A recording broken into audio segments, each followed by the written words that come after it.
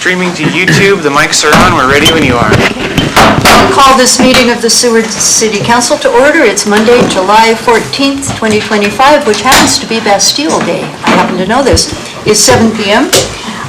Chief, would you please lead us in the pledge? I pledge allegiance to the flag of the United States of America and to the republic for which it stands, one nation, under God, indivisible, with liberty and justice for all. Thank you very much. I only happen to know that because it was my Aunt Lee's birthday. So. Would you please call the roll, Mr. Clerk? Roll call for tonight's meeting. Warner? Here. Barnwell? Here. Wells? Here. Kreitz? Here. Finch? Here. Osenga? Here. And Mayor McClure. Here. You have a quorum. Okay, thank you. We have, under proclamations and awards, we have 3. I'll read the first 2, and Vice Mayor will read the third. The first one is for Olin Liljemark. Could any of the family come in? Yeah. And you guys, everybody will want to see you, so if you'll stand kind of up here and look that way, and I will read this. Okay, you're really tall. No, not at all. Okay, this is the high jump state champion. Whereas Olin Liljemark is a high jumper on the Seward High School track team. And whereas on May 2nd at the Soldotna Invite track meet, Olin cleared a height of 6 feet, which is a significant accomplishment. Whereas on Saturday, May 23rd at the Region 3 meet in Anchorage, Olin set a personal record of 6 feet 1 inch, placing him at number 3 all-time in Seward High School history. And whereas on May 30th, 2025, at the ASAA state track meet at Diamond High School, he placed first in the state with a winning height of 5 feet 10 inches. Now therefore I, Sue McClure, Mayor of the City of Seward, Alaska, do hereby congratulate Olin Liljemark for Division II State Championship in the high jump, dated this 14th day of July, 2025.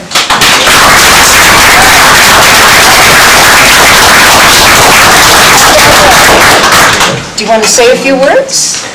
I know, it's not everybody. I was really surprised that I went undefeated this year. I guess I didn't expect, I PR'd by 5 inches this year, and I didn't expect that. Maybe because I did basketball and then strengthened my legs more, but I kind of just put in a lot of work. My coach, he was new, but he did his best to help me, and I really appreciate him. He was there every week. We went to high jump practice. We even went outside, which I hadn't done the previous 2 years, which was really helpful, jumping on turf. And I guess I just worked really hard and I guess got better every single meet, except for state meet where I dropped down 2 inches.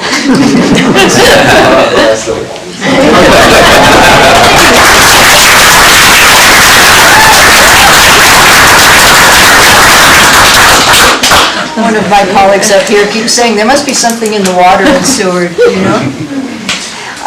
The second one is for Ronan Bickling. So if he can come in, please. There he is. This is a proclamation for the 100-meter dash state championship. Whereas Ronan Bickling is a sprinter on the Seward High School track team and one of the team captains. And whereas on May 3rd at the Soldotna Invite track meet, Ronan broke the Seward High School 200-meter dash record of 23.24 seconds held by Travis Price since 2009 with a time of 23.10 seconds, along with resetting his own school record in the 100-meter dash set in 2024 with a time of 11.35 seconds. And whereas on Saturday, May 24th, at the Region 3 meet in Anchorage, Ronan placed first in the 100-meter dash, as well as first in the 200-meter dash with a personal best of 23.03 seconds, resetting his own school record from earlier in the season. And whereas on May 31st, 2025, at the ASAA state track meet at Diamond High School, he placed third in the 200-meter dash, fourth in the 4x400-meter relay, and first in the 100-meter dash with a winning time of 11.27 seconds, also resetting his own Seward High School 100-meter record. Now therefore, I, Sue McClure, Mayor of the City of Seward, Alaska, do hereby congratulate Ronan Bickling for his back-to-back Division II state championship titles in the 100-meter dash, dated this 14th day of July 2025.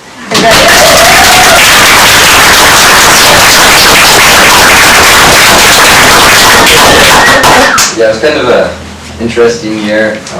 Got a new coach.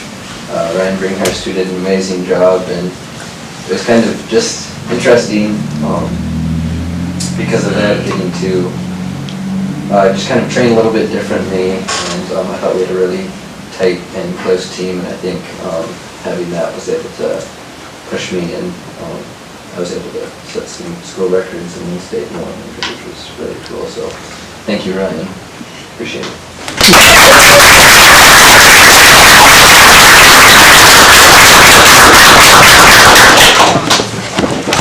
All right, for the third proclamation tonight, it's for Parks and Rec month, is that what it is? Mm-hmm. Okay. I don't even know, I just handed it to yeah. Whereas parks, trails, open spaces, and recreation programs are essential components of the quality of life in Seward, contributing to the health, wellness, and environmental sustainability of our community, and whereas the City of Seward's Park and Recreation Services provide opportunities for residents and visitors to connect with nature, enjoy recreational activities year-round, and build strong community bonds, and whereas parks and recreation facilities, including Seward's Waterfront Park, trails, day use areas, sports fields, community programming at Avtech Gym, and a teen rec room all promote physical activity, mental well-being, and lifelong learning for individuals of all ages. And whereas Parks and Recreation Services provide preventative health benefits, enhancing the attractiveness of communities for families and businesses, and stimulate tourism revenue to increase a total community economic development model. And whereas July is recognized nationally as Parks and Recreation Month, a time to celebrate and promote the benefits derived from accessible public parks and recreational resources. And whereas the City of Seward acknowledges the dedication and hard work of the Parks and Recreation staff, volunteers, and community members who contribute to maintaining and improving these public spaces. Now therefore, Sue McClure, Mayor of the City of Seward, Alaska, does hereby proclaim the month of July 2025 as Parks and Recreation Month, and encourage all residents and visitors to explore, enjoy, and support the many parks, facilities, and recreation opportunities that enrich our community, dated this 14th day of July in 2025.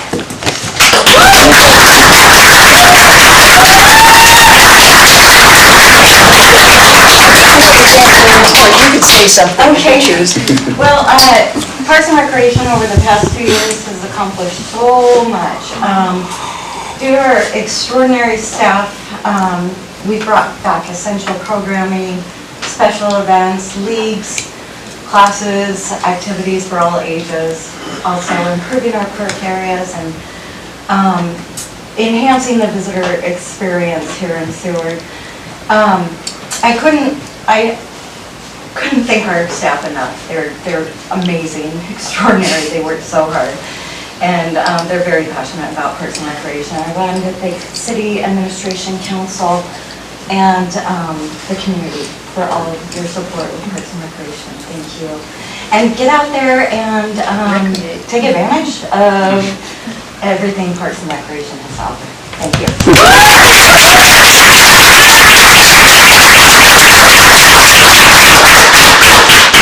I just saw the sign on the boardwalk there. I so. just put it up. Yeah, I know, it's like, okay. Okay, we're at citizen comments on any subject except items scheduled for public hearing. We do have a public hearing. It's on the height requirements, so if you want to comment on that, you have to wait for that. Otherwise, you'll get 3 minutes.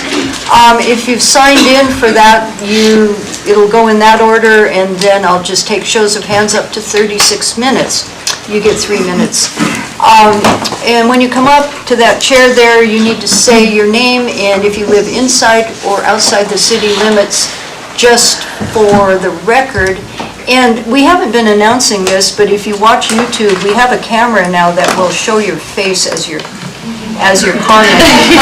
Just to warn you, I realize maybe people didn't realize that, but it's kind of nice because then you can see them. Okay, so Mr. Clerk, who's signed in?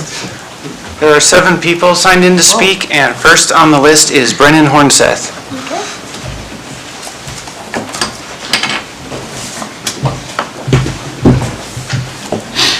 Hi, Brennan Hornseth, Inside City Limits. Just wanted to talk tonight about one of your discussion items, which is parking.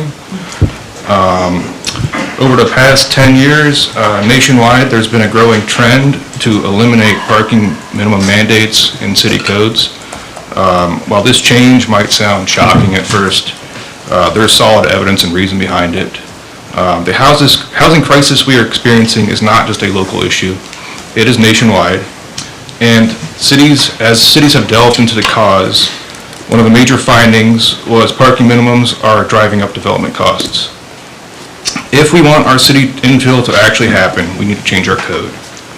Now, parking has been a discussion item over a couple work sessions on P&Z, but at each we've struggled to define new minimums for parking for each land use.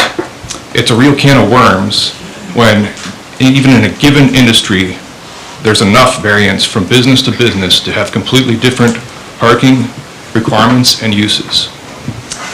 Instead, what we've heard from the public is how parking minimums have made it impossible to affordably develop, leading to undeveloped lots, or worse, how parking minimums have made it such that there are right now lots being completely vacant, being held by businesses that are reserved for parking, but actually never used for anything.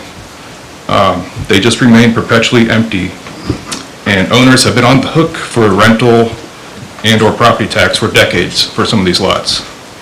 A code that requires lots to be held empty does not seem sane for infill development.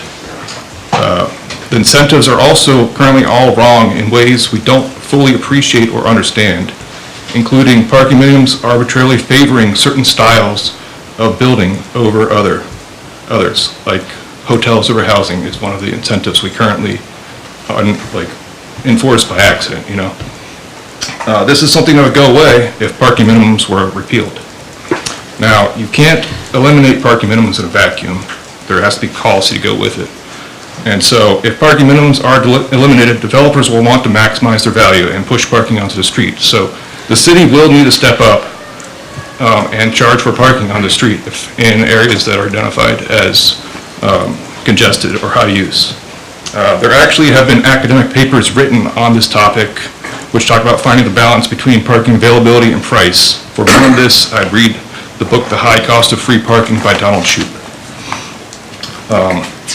Now, this has many side benefits as well, charging for parking, like increasing vehicle turnover for businesses, and the revenue can go to parking improvement districts, which can pay for other street improvements, like sidewalks, lighting, maintenance, and more. Anyways, that's kind of where we are at parking right now. Thank you for your time.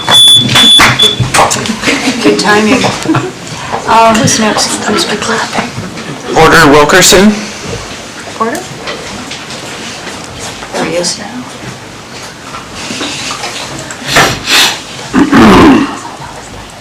And just like before, we need your name and if you live inside the city limits or not. I live inside city limits. My name is Porter Wilkerson, and I think that we should be able to donate and volunteer at our school.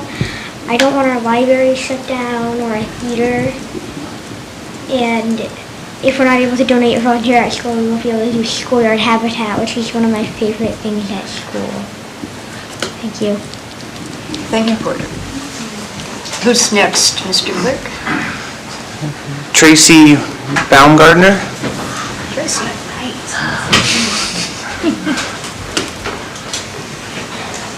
Hi, my name is Tracy Baumgartner. I live outside the city limits. I did send the city council an email today with some basic, or maybe not so basic, information about a proposal from the Department of Education. So I have a statement prepared that I want to read, even though I prefer not to read, but I don't want to leave any details out. So tonight I would like to bring your attention to a proposed change from the Alaska Department of Education and Early Development that would significantly affect how Seward and the Kenai Peninsula help fund our local schools. The state wants to change how it counts local contributions to schools.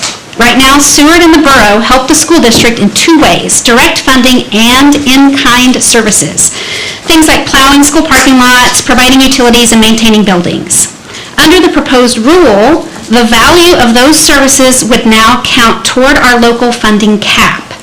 That means the borough wouldn't be able to give as much extra help to our schools because those in-kind services would count against our legal limit. Seward schools, like those across the Kenai Peninsula, rely on the borough's in-kind support. If this rule passes, we could see less direct funding to our schools, cutbacks in services like building maintenance or snow removal, or the district might have to start paying for things the city or the borough used to provide for free, like school buildings. This is being done to help the state pass a federal disparity test tied to impact aid. But it comes at a cost, shifting the burden back to communities like ours. For Seward, this could mean fewer resources for our kids, even though we're trying to help. There's still time to act. The public comment period is open until July 25th, and the final decision, I believe, is expected in October. I would like to request that the council submit a formal comment opposing this change on behalf of Seward schools. Thank you. Thank you. Who's next? Lola Swanson.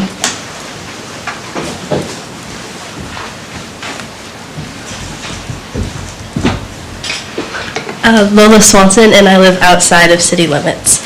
I'm a 17-year-old student at Seward High School, and I'm here tonight to share the positive impact that I experienced through my artist in residency opportunity at Seward Elementary School, where I had the chance to serve as a dance instructor. Thanks to the creative and innovative partnership between our schools and the Seward Arts Council and the broader community, I was able to receive on-the-job training, or OJT credit, towards my high school graduation while sharing my expertise in dance with young students. Some of the children I worked with had never had the chance to take a dance class before, and seeing them light up with creativity and confidence was truly inspiring. This experience wasn't just meaningful for me, it was educationally valuable for the students. Studies have shown that participation in the arts, especially dance and music, is linked to higher scores in both math and reading. Dance supports key academic skills like sequencing, pattern recognition, rhythm, and memory, all of which play a role in math problem solving and reading comprehension. With fewer elective opportunities available in schools each year, programs like this aren't just valuable, they're essential. This residency allowed me to grow as both a teacher and a student, while helping fulfill a graduation requirement that's becoming harder to meet each year. I'm deeply grateful for the support that made this possible, and I hope opportunities like this can continue and expand so more students can benefit from the arts and the power of school and community collaboration. Thank you. Thank you. Mr. Clerk, who's next? Savannah.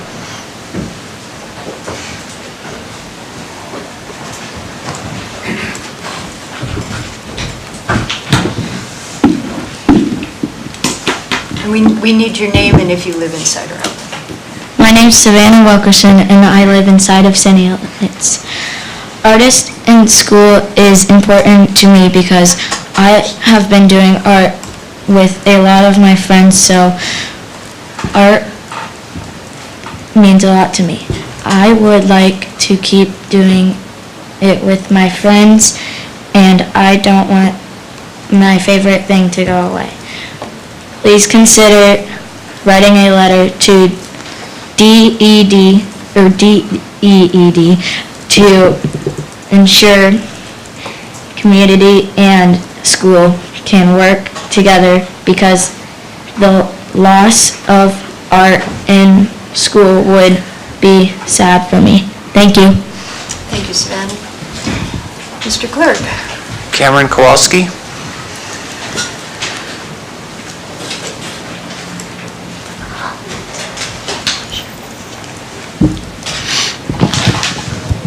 Good evening. My name is Cameron Kowalski. I live inside city limits. I'm wearing my 1970s Seward Seahawks Fighting Seahawk vintage sweater. I think it's important with the situations we're bringing at hand, and it's also appropriate because my family could be considered vintage in Seward since we've been here almost 80 years. I'm very passionate about the local Seward schools. I hope you guys had time to read the email from Tracy and consider coming together as a council to write a letter to the state. I know that our school board already has as well. Our Seward schools are in crisis right now. Enrollment is directly the reason, and that enrollment comes from our cost of housing in Seward. I know that we can't solve anything overnight. I'd like to talk with you guys later about the feasibility study on the Lowell Tunnel Canyon Hydro project that was being done. Look into different alternative energies. Kodiak is 90% alternative energy with tidal energy. I know a big thing in the past for here was the wildlife in the bay, but with maybe these docks that are already present and areas already close to shore, it's something we could look into. I think that if we want Seward to be more than just a beautiful town to come visit, a place for families to come here and raise their kids, we need to figure out a way to make it more affordable for families, and we need to make bold and thoughtful and creative decisions to help keep families here in Seward. We haven't had music in our schools for over 12 years. There's no choir, there's no band. We just got drama program back with the local collaboration that could go away with this new proposal. So I ask you all to get creative in coming up with ways, maybe a sales tax allocation to our schools or something to help fund these crucial things that develop well-rounded children, not just our core classes, but the arts and music and being creative. Thank you. Mr. Clerk. Amanda Sweeting.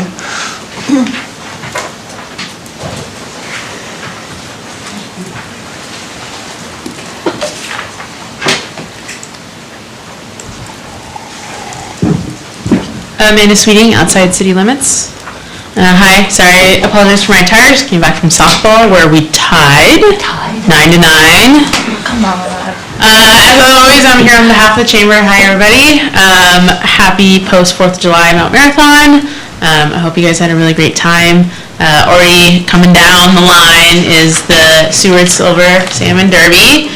We are looking for volunteers to help out. We'd love to see you guys out at the Derby booth. There's a fancy QR code right here that you guys can sign to help volunteer. And that is August 9th through the 17th. I'd also like to take time to thank the city for your guys' contributions and helping out during Mount Marathon, for the use of your lot. That was extremely helpful, and the fire department for the use of their lot as well. And I would also take the time to thank my team who really made everything happen. And yeah, I just want to thank everybody. Thank you so much. Thank you. Okay, and that was all that signed it. Correct. Okay, does anybody else wish to speak? Come on up.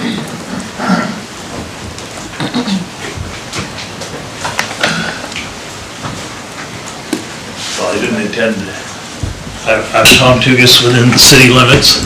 I didn't intend to talk about this, but I fully support Tracy's issue. When we were discussing the borough-wide bed tax, there was a lot of support for raising money if it could go to the schools, and as Peter Machicki, the borough mayor, explained to us, he says we are not allowed to fund over a certain cap because it's a federal law that doesn't allow you to have really nice schools in nice neighborhoods and really crappy schools in crappy neighborhoods. They want them to all be crappy.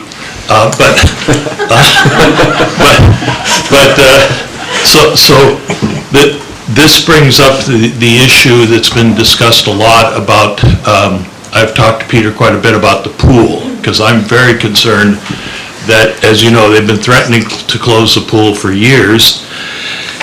And then about a month ago, the school district came out and said, we're going to allow one more year for local communities to come together to take over control of the pool.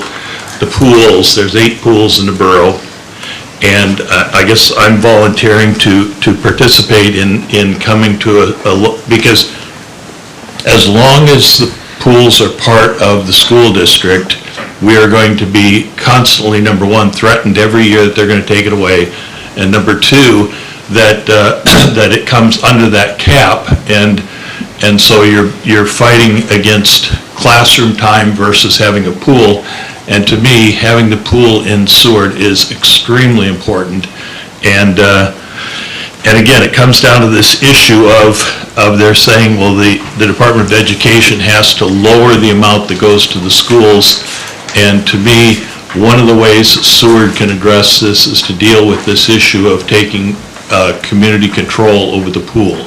And so, and basically the school district has put us on notice that they're going to close the pool in a year if we don't have community control over the pool and get it out of the school district. So anyway, it's something I'm very concerned about, and I think as a community we can come together. I think we can fund it.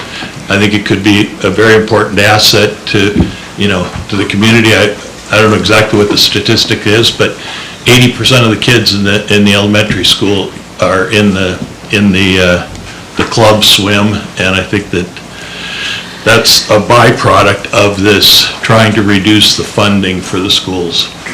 Thank you, Tom. Anyone else wishing to speak at this point? Last chance, until the end of the meeting or the public hearing.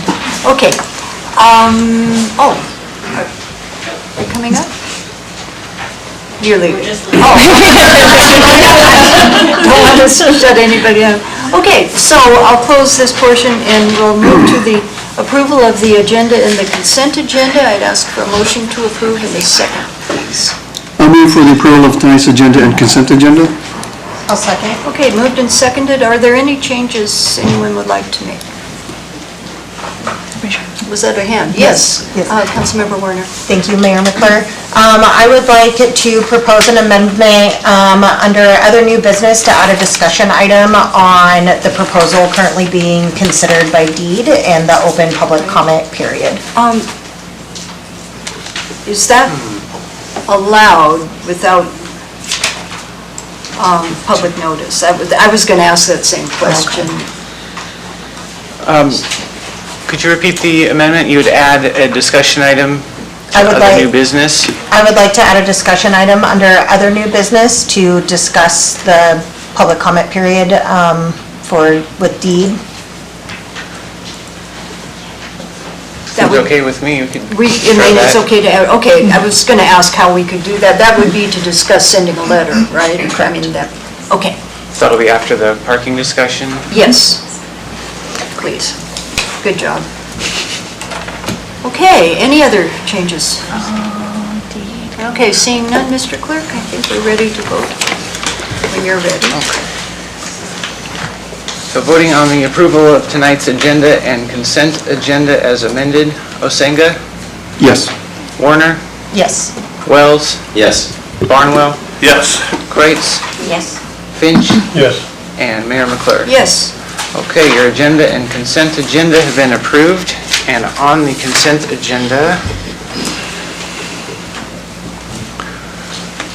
for the June 23rd, 2025 City Council meeting minutes, Resolution 2025-063, authorizing the city manager to purchase LED streetlight fixtures from Annixter Power Solutions for installation along 3rd Avenue in the amount of $43,818.50. Resolution 2025-064, authorizing the city manager to accept a loan from the Alaska Department of Environmental Conservation Clean Water Fund for $665,600 with loan forgiveness of $665,600 for planning and design of Lowell Point and Smick Lagoon effluent disinfection.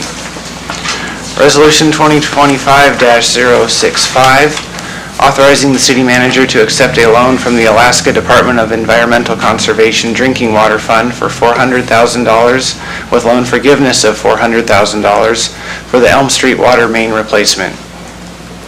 Resolution 2025-066, authorizing the city manager to accept the proposal with Sturgeon Electric for directional boring services to support city electric department work orders and projects in the amount of $111,475 with a 30% contingency not to exceed $144,917.50. Resolution 2025-067, authorizing the city manager to continue the contract with CRW Engineering Group for the SMIC hypochlorite generator project in the amount of $128,592 with a 10% contingency not to exceed $141,451.20. And lastly, no grounds for protest to the renewal of the liquor license for Apollo Restaurant and Miss Jean's Place.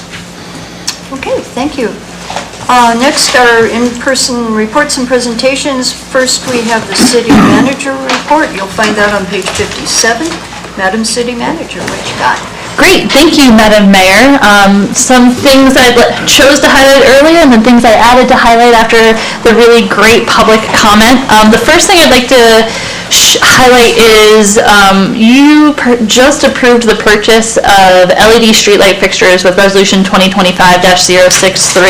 and those LED lights are for 3rd Avenue, which is a state road. But somewhere in the history of time, after the state installed those lights, we became responsible for powering and maintaining those. We haven't necessarily really teased out the intricacies of that contract or found it, but we have been maintaining those streetlights for as long as our history remembers. And so we thought it best to lower the burden of that responsibility by switching to LED lights, which will pay for itself in about 4.5 months. So that's really great return on investment there.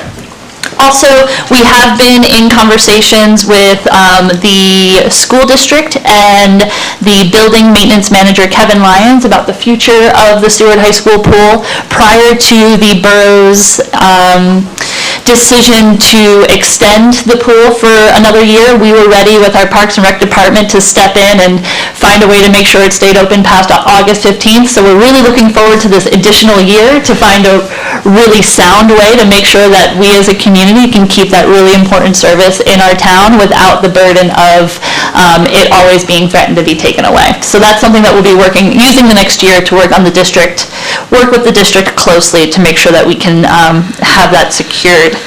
I would also like to point out in the city manager report is a really great overview of our comprehensive plan in-person meetings from earlier this year. I'd highly recommend everybody take a moment to read those. They're really well done and really showcase everything that was discussed during those meetings. And I'd also like to note that both myself, Taylor Crocker, and Brian Hickey from the electric department did a short trip down to Cordova last week to explore a lot of their power generation and the electrical co-op down there and the things that they do in a city that is very similar in size and hydropower ability as the city of Seward. And it was an eye-opening trip for alternative power energy, making sure things are well run within the utility, and just really, really one of those things that I think all three of us left with, wow, that was a great trip, but we have a lot of work. So really excited about that and being able to bring some of those lessons learned back to Seward. I would also like to highlight the museum at the library has just recently changed their exhibit to include, it's all about the high school and the history of the high school. So I definitely recommend everybody go down and check that out. The sweater reminded me of it because we were poking around and checking those out this morning. And I learned that the mascot used to be the ponies versus the Seahawks. That was way before my time. And I would also like to thank Amanda for updating me on the softball score. I would like to say that we would have won if I was there tonight.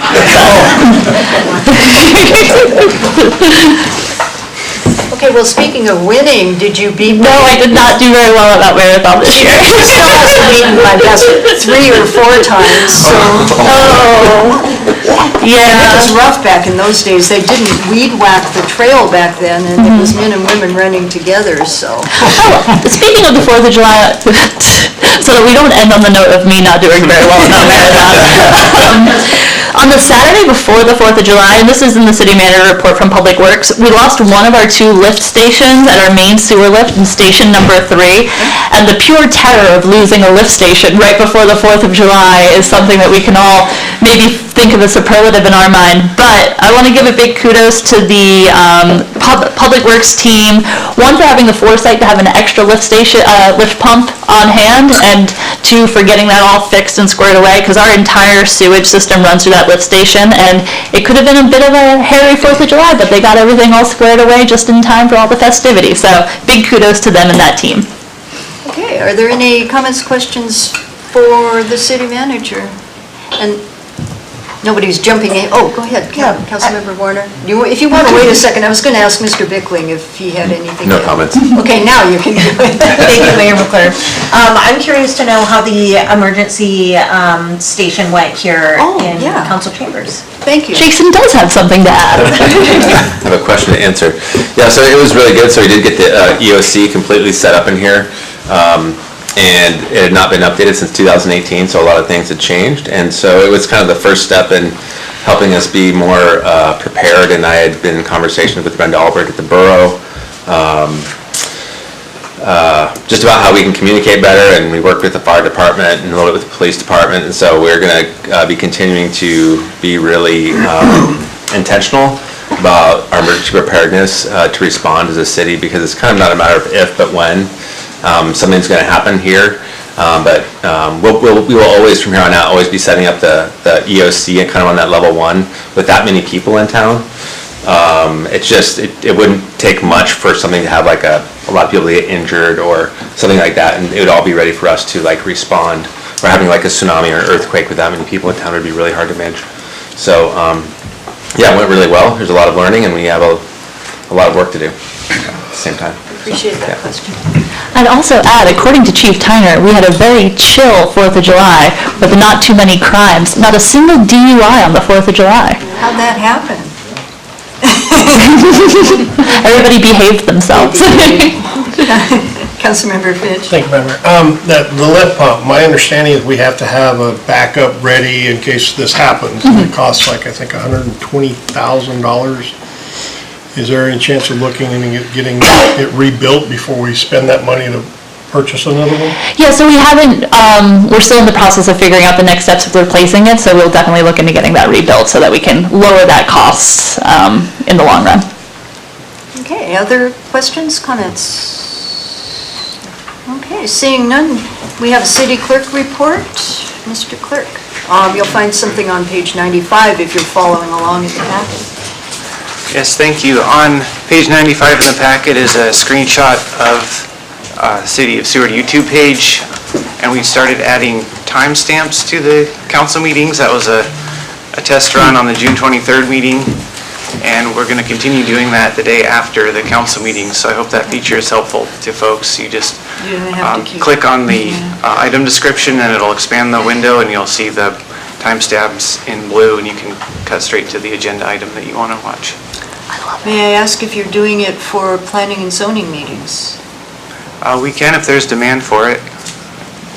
I won't push it. I find myself going back and forth a lot on watching them after the fact, but I mean, I have infinite time with my cats, so I can do that. But let's see if people ask about that, okay? Yeah, with one planning and zoning meeting a month, that seems doable. Yeah. Thank you for that. City Attorney report. You'll find a report on page 96, and we have our attorney right here. We do, yeah, thank you. First of all, I was thinking of Kat's comment about not being able to find a contract about the streetlights, and that doesn't surprise me. I represented the city of Anchorage for like 10 years, and there'd be accidents on these major streets in Anchorage, and there'd be a question of who built it, now who's responsible for snow removal, for example. Sure. And everybody goes, well, I don't know. We have a contract somewhere, we used to, but we just call each other and kind of, make a plan for the year. And it was kind of remarkable. But a couple of highlights that I wanted to hit on. I noticed in the first paragraph we talked about doing some work on parking enforcement. That was really just, if anybody's actually reading the fine print here, that was kind of in the weeds on the procedural aspects of appeals, nothing where we're contemplating a major shift in parking. Anything like that would come before you anyway. But the last line there is kind of interesting. The city, it relates to the Sea Life Center, which is important to people, and Alaska Department of Fish and Game has an interest in that is kind of really a remnant from when the building was being built and financed, that if the city and the SAMS entity that functionally runs the place ran into trouble or chose not to be in the business of having the Sea Life Center, the Department of Fish and Game would then be able to sort of have like a right of first refusal to sort of take it over. And that made sense 30 years ago when there was no real history of running it successfully. Now I think everybody just acknowledges that it's just sort of just kind of hanging on and isn't really that relevant, and the state doesn't want it, or it doesn't want to be involved in that way. So this conversation's been kind of kicking around for a couple of years about just cleaning up the contract language cooperatively with Fish and Game, who just doesn't want that involvement either. And so the conversation has just flared up recently.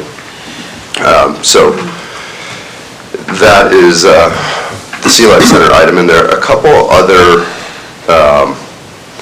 you might be getting the 3-minute or 4-minute version tonight rather than the 90-second version, but bear with me. The other one is in personnel. There's a lawsuit from a former employee. I feel comfortable mentioning that, and the employee's name is used there, and that's partly because it's a matter of public record at the courthouse. A lot of personnel items we don't talk about, and they're top secret.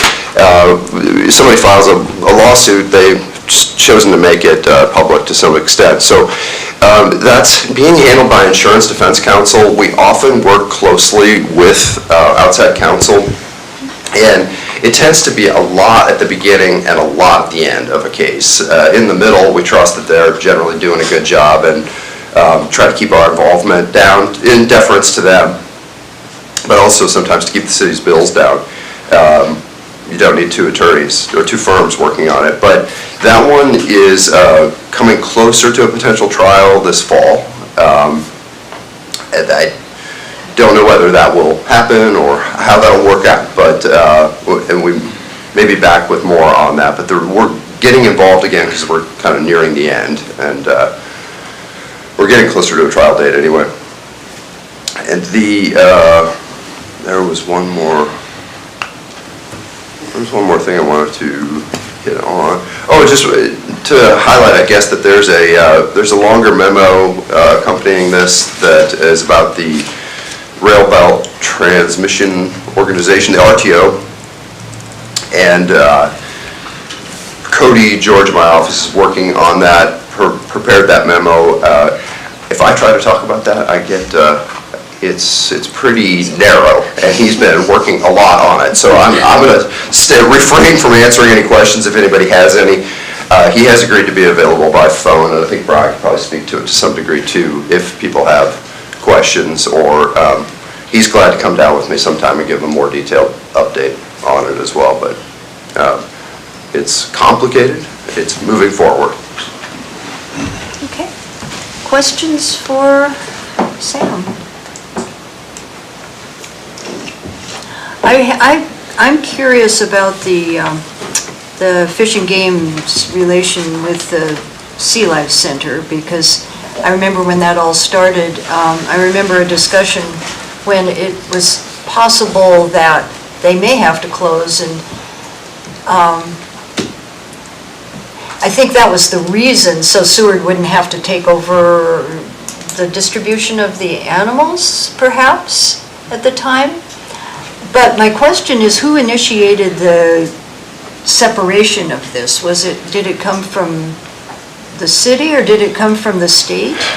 Yeah, I'm not really clear on it. The conversation, I mean, it did, I think it flared up during COVID when there was some. I think that was the time. That was, and so for 4 or 5, I guess that's 5 years now, people have been, and different parties of the 3 will just occasionally bring it up and go, where is that? But so it'd be hard to tell who really brought it up, but I know lately the state has been the one just kind of reaching out and going, are we doing this? And maybe it's because it did come up and somebody finally dusted off the contract and said, wait a minute, we get that? You know, we don't want that. Okay. Yeah, but I'm not entirely sure who is really the driving party. But I think everybody agrees that it made a lot of sense 30 years ago. You'd look and go, we need a big, some kind of, we have a relatively small town, a relatively new-ish organization. We need somebody else to just be sort of available if those things don't work out. That's just not, everybody's grown up since then. So. Hopefully. Okay. That's kind of a red flag. Any questions, comments for the attorney? We really appreciate you being here, and you're going to stay for at least the first executive session, correct? At least for the first one, for sure. I'm a little hoarse, and so I might duck out for the last one. Okay, thank you. Next, we have a presentation from Seward Parks and Rec Department. And they're going to get you all set up there. This being Parks and Rec Month, we are now having a presentation.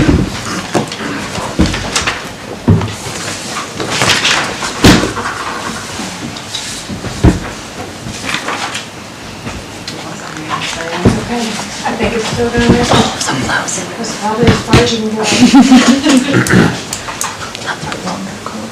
All right. Good evening, Mayor. Sorry. I won't move it too much. Let me just sign in real quick here. Okay.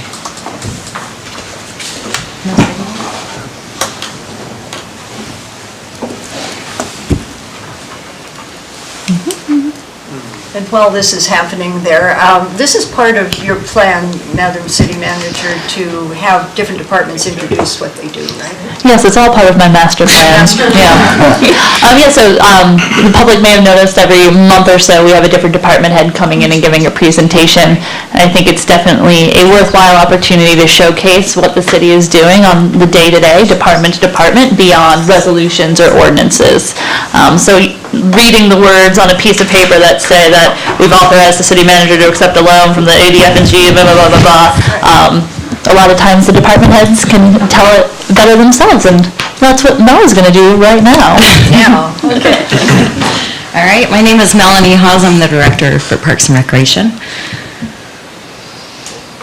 Our mission is the Seward Parks and Recreation Department facilitates recreation, education, social, and cultural activities for the community and visitors. The department strives to improve the quality of life, the physical and mental well-being of individuals through positive opportunities and choices. Our goal is to provide mountains of recreation to all residents and visitors to Seward, Alaska. Meet the staff, myself, Benny Flores, he's the Deputy Director, Mike Goff, he's our Maintenance Supervisor, Russ White is our Sports and Rec Manager, Kirsten Loescher is the Campground Coordinator, Misha Simpson is our Executive Assistant, Ron Marsh is our Recreation Specialist, and Adam Thomas is our new Teen Rec Room Program Assistant. We have 5 divisions in Parks and Recreation. We have our Maintenance Department that we also manage and maintain the city cemeteries. We have our Campgrounds Department, Sports and Recreation, Teen Rec Room, and the Parking Department. This is a photo earlier this season. Parks and Rec Maintenance, our mission is to maintain parks facilities for the safety and enjoyment for all users, preserve, improve, and promote the city's natural resources, parkland, and recreational opportunities for current and future generations. We have 173 acres of parkland, 3 miles of trails. We maintain 3 ball fields, 1 bike park, 3 cemeteries, 2 outdoor basketball courts, 5 pavilions, 12 parks, and pocket parks, and also 5 playgrounds. Our winter maintenance, some of the responsibilities that we have is plowing, indoor projects such as sign refurbishment, second lake maintenance, Christmas lighting, and refurbishing existing garbage and beer cans. Our summer maintenance is mowing, weed eating, painting, staining, refurbishing benches, playground maintenance. We clean all the restrooms and the shower house, and we address any plumbing and electrical needs in our facilities and in the campgrounds. We've improved a couple of parks recently. Our Williams Park, we included a day use area, which has our new permanent restroom set there. We also included 4 barbecues, and we have picnic tables placed there now too. We also have a new Williams tent area group camping, so. And then our Iditarod day use area, this was earlier this year. Thankfully, it didn't snow too much, so we were able to get a lot of outdoor projects done. So it was completed February this year. We installed 2 fire rings, 2 large fire rings with benches, and then we also included a picnic area complete with a bear can and barbecue and a couple picnic tables there. We've completed many projects. These are just highlighting a few. We've refurbished or replaced deteriorating bricks at Quabbie Park, repaved portions of the bike path, and we've also touched up the Benny Benson Memorial. Last year, our naval anchor that is at Benny Benson Memorial, we repainted that. That's on loan from the Navy, and it's I think it came here, I was looking at the history in 1987, so it's pretty neat that we had to get permission, of course, and use special paint. We also refurbished and replace the footbridge. This is the Pocket Park right across the street on 2nd Avenue from the Rotary Pavilion. We also replaced old water fountains at Adams Street and Quabbie Park bathrooms and put in place bottle fillers. We've also painted our bathrooms inside and out and replaced plumbing parts, and we've also, we're finishing not painting the backside of the warehouse, but we've painted the warehouse as well to just kind of subtly. So it doesn't stick out so much. We've also assembled and stained 200 picnic tables and fabricated new garden planters for our park areas. So our gardens, Maggie Wilkins, she's our lead gardener, and we also have a handful of volunteers that have planted the gardens this year. They're looking absolutely beautiful. We planted more perennials this year, so they come back every year, and we don't have to spend so much on flowers, but thank you to our gardeners and to our volunteers for keeping our parks beautiful. We have 5 pavilions. The Rotary Pavilion, we have our First Lake gazebo. At the softball field at Louisville, we have a Citizens Pavilion there. Quabbie Park Pavilion and the Branson Pavilion. All of those are reservable except for Quabbie Park, of course. And then our playgrounds, this spring we ordered a bunch of wood engineered fiber to replace the surfacing in the playground, and so that was like all hands on deck. We really put in a lot of work and effort to make it was overdue. Our other playgrounds is Forest Acres, Waterfront Park. Our tot lot, not pictured, is Doorway. We're in the process of ordering some new playground equipment and, touching up in old playground equipment as well. So that is definitely on our project list moving forward, is enhancing our playgrounds. And Our campground department, our mission is to offer outstanding camping experience and an exceptional value connecting guests with natural beauty of Alaska's waterfront. We have over 400 RV and tent sites. We have 1 RV dump station, 5 restrooms, 1 shower house. Altogether, there's 10 campgrounds, which 3 of them are first come, first served. Our Forest Acres, Spring Creek, and Boulder campgrounds. These are some of the projects that we've accomplished over the past year.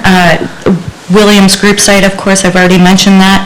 Picnic tables at every site. Reconfiguring Res South tent area, larger site numbers on bumpers. Improvements in the campground gardens, new drainage in Resurrection Campground. And then we installed new plumbing parts and faucets in our shower house and restrooms. This is we recently got drone footage of all our campgrounds, and this is earlier in the season and at midweek, so it doesn't show that there's a whole lot of campers there, but not pictured is Forest Acres, Spring Creek, Harborside, West South, and Iditarod campgrounds. So that's a good bird's eye view of our campgrounds. And then our staff in action. I just wanted to share some fun photos of our staff.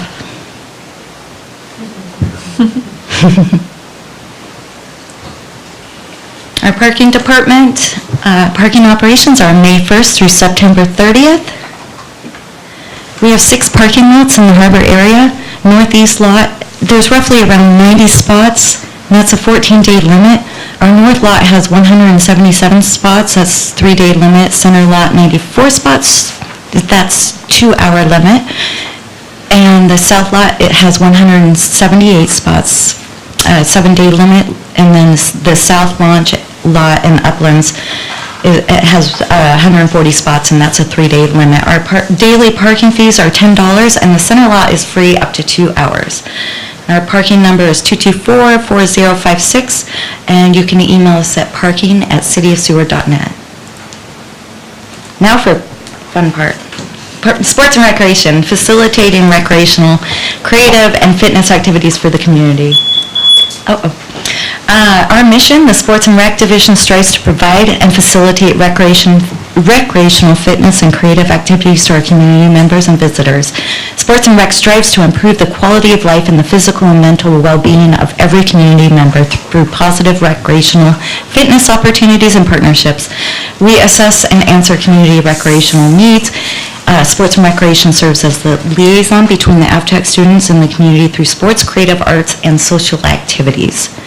Our team success in December 2022, we had 178 memberships. That jumped up in 2023 to 398, and then took a spike 24 with 655. Our daily visits, we didn't have any data for 2022, 2023. We had 11,416 visitors. 2024 spiked up significantly with 19,533 visitors. Days open in 2022, we were open 3 days a week with no summer days, and our hours of operation were 12 p.m. to 8 p.m. And now we are open 7 days a week in the wintertime, and 5 days a week in the summertime from 10 a.m. to 8 p.m., plus more sauna days. In 2022, we had 15 programs offered, 1 adult league, 2 kids leagues, and 3 races. 2023, 38 programs offered, 3 adult leagues, 2 kids leagues, and 1 kids summer camp, and 7 races. In 2024, 70 programs offered, 5 adult leagues, 2 kids leagues, 2 kids summer camps, and several kids clinics, and 8 races. Our races and fun runs include Pink Cheeks Triathlon, Exit Glacier Run, Turkey Trot, Grizzly Guide, that's a skiing race, and the Bear Bell Run is a little kids 1-mile race, and the Santa Run. Pink Cheeks Triathlon this year, we had close to 100 participants. In our Exit Glacier Run, we had around 80 participants, and Kat took third. Third place. The Turkey Trot, that's one of our newer races, and it's still a lot of fun. We have it on the Tonsina Trail on Thanksgiving Day. And then our Santa Run and Grizzly Glide is also new races that we hold close to Christmas and I want to say January for the Grizzly Guide. Our sports league include basketball, softball, pickleball, volleyball, racquetball, and disc golf. Just some of our sports league champions. Our youth programs, we have winter adventure camps, Mario Kart tournaments, Bear Bell Run, the youth archery program, and bike rodeo. Our adult programs, some highlights are the embroidery class, Build a Bouquet, Camp Stove Cook-Off, and Drawing Hour. Family events, some of our bigger events is the Halloween Carnival, Kite Festival, and the Locals Photography Contest. Rock climbing has gained a lot of interest. And now for the Teen Rec Room. The Seward Parks and Recreation Teen Rec Room is dedicated to providing safe, welcoming, and inclusive space for all teens in Seward, Alaska. We have a safe space for teens, consistent hours, volunteer opportunities, consistent relationships, specialized programs, and we renovated the space in 2025, and we opened in January. Participation at the Teen Rec Room, we have 55 active members at the Teen Rec Room, 238 unique scan-ins from March through May 2025, 415 hours of usage in the same time span. Just some highlights at the Teen Rec Room. It's a really fun space if you haven't been in there.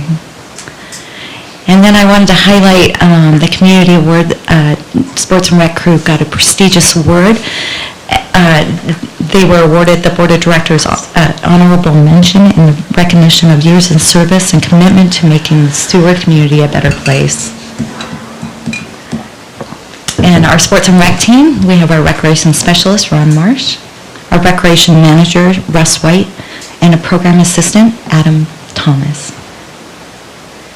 And our program aides, these are seasonal staff, is Hunter Kurtz, Oliver Troba, Claire Dilday, I hope I pronounced that right, Riley Thomas, and Devin Putney. Not pictured is Lori Mullane. Whoops, I don't know what I did there. Start all over. All right, thank you very much. Well, thank Do you have any questions? Are there questions? Councilmember. Thank you, Madam Mayor. I see where you said we're exceeding ADA parking in Seward, yet we're the only one on the road system that does not have ADA fishing access to the waterway.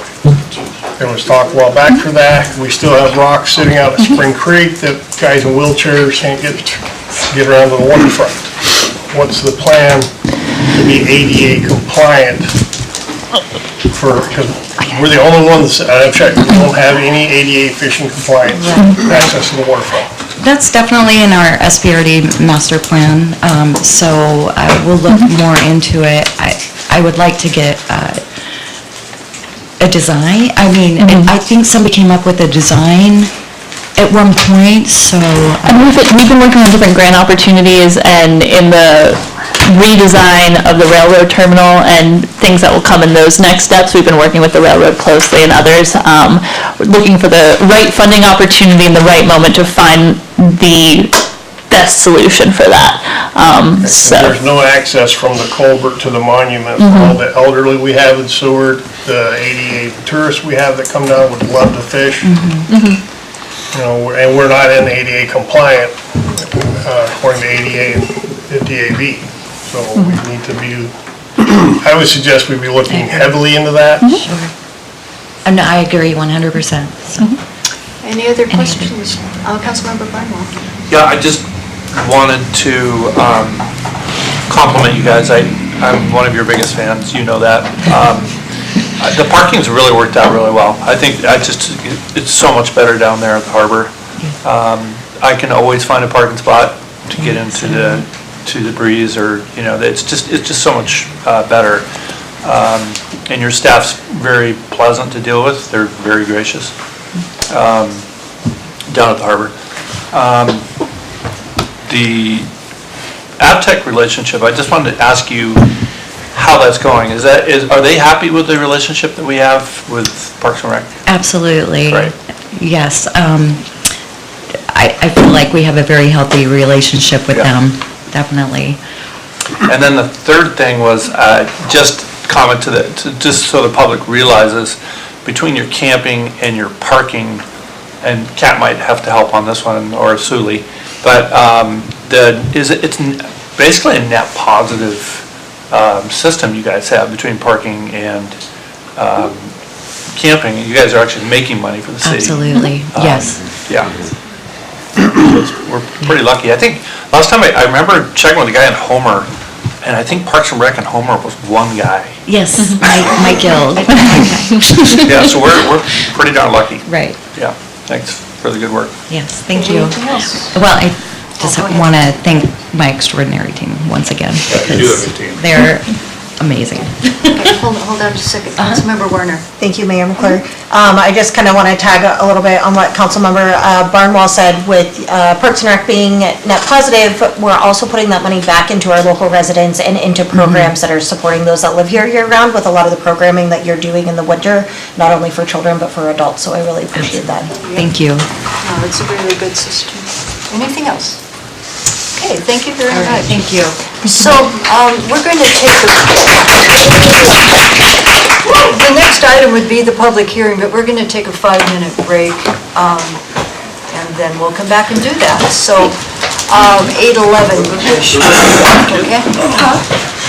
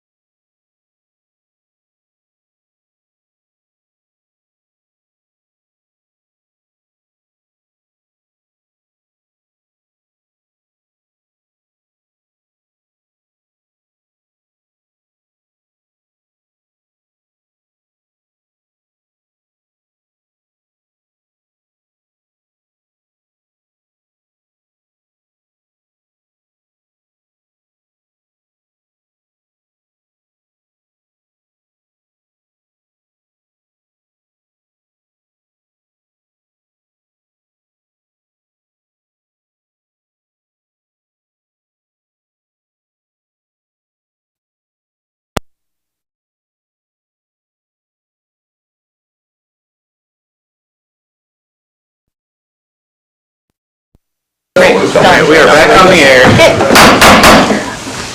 I'll call us back to order at 8:12. We now are at the public hearing, and we have one ordinance for enactment.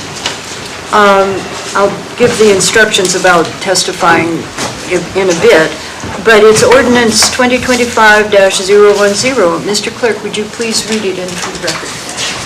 Ordinance 2025-010, amending Seward City Code 15.10.220 and Table 15.10.222, development requirements regarding the language and regulations pertaining to building height. Okay, and you'll find this on page 100. In the packet, I'd need a motion to enact and a second, please. I move for the enactment of ordinance 2025-010. I'll second. Okay, it's been moved and seconded. I'll hear from administration, and then we'll open the public hearing. Thank you. Thank you, Madam Mayor. I'm going to invite Community Development Director Danny to speak. Thank you, Madam City Manager. And just for the record, before I forget, on the agenda statement where it says attorney review, we checked yes, but there's no signature there, but Robert Palmer did review this, and so just to make sure that you all are aware of that. But thank you for the time this evening. As this is a kind of a bigger issue that has several layers to it, I'll just spend a few times with some context and then kind of go over each different nuance of the ordinance. Back in September, the Planning and Zoning Commission spent an entire work session on the broad topic of housing, and basically coming through Title 15 to see what topics we could pull for potential future work sessions to help with the housing concerns in town. Building height was one of those topics, and so since then there have been 9 separate meetings or work sessions, including the joint work session with you all where building height was an agenda item. And kind of before I go further, I do want to say I think Seward's doing some great work in the housing arena. I looked on a real estate app this morning. There are 33 listings. There's a combination of vacant lots and homes, and I think the decision for council to allocate the American Rescue Plan funds to the development reimbursement program was fantastic. I love driving up there and seeing all the development. I know a lot of friends and locals who are taking advantage and developing up there to level up their housing in town. But that being said, I still think there is a disconnect between the public and like what is needed in terms of housing, and that can be seen in actually the document that the city manager mentioned. We put in your packet the recap of the comprehensive plan town hall workshops. On page 91 of your packet, one of the questions that we asked at those workshops is, what is your perspective on what Seward offers in these areas today? One of those areas being housing. We got 54 responses. Only one person said we have the right amount of housing. 53 people of the 54 said there's too little. And so, yeah, even though we have a plethora of options out there, you know, it takes time to develop a vacant lot. And on the listings, there were no homes that were less than roughly $500,000. And so when we talk about trying to find a balance with the summer seasonal cycle and our year-round vibrant community, you know, people who want to move to town to work at Providence, the prison, hospital, AvTech, other places, like there's an aspect of missing housing that is not here in Seward. That's not unique to Seward. It's called the missing middle housing kind of crisis. There's publications on it. If anyone's interested, we're actually delving into this tomorrow at the Planning and Zoning Commission meeting. And so feel free to check that out or attend. But how does this relate to building height?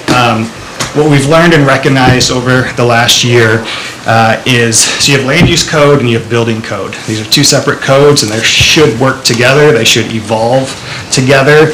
And pertaining to building heights, we've noticed that our land use code has not evolved with building height code. And the biggest example I can give is looking at 3-story structures in town. We have a plethora of 3-story buildings in town, and they were built to code when they were built, but those could not be built today.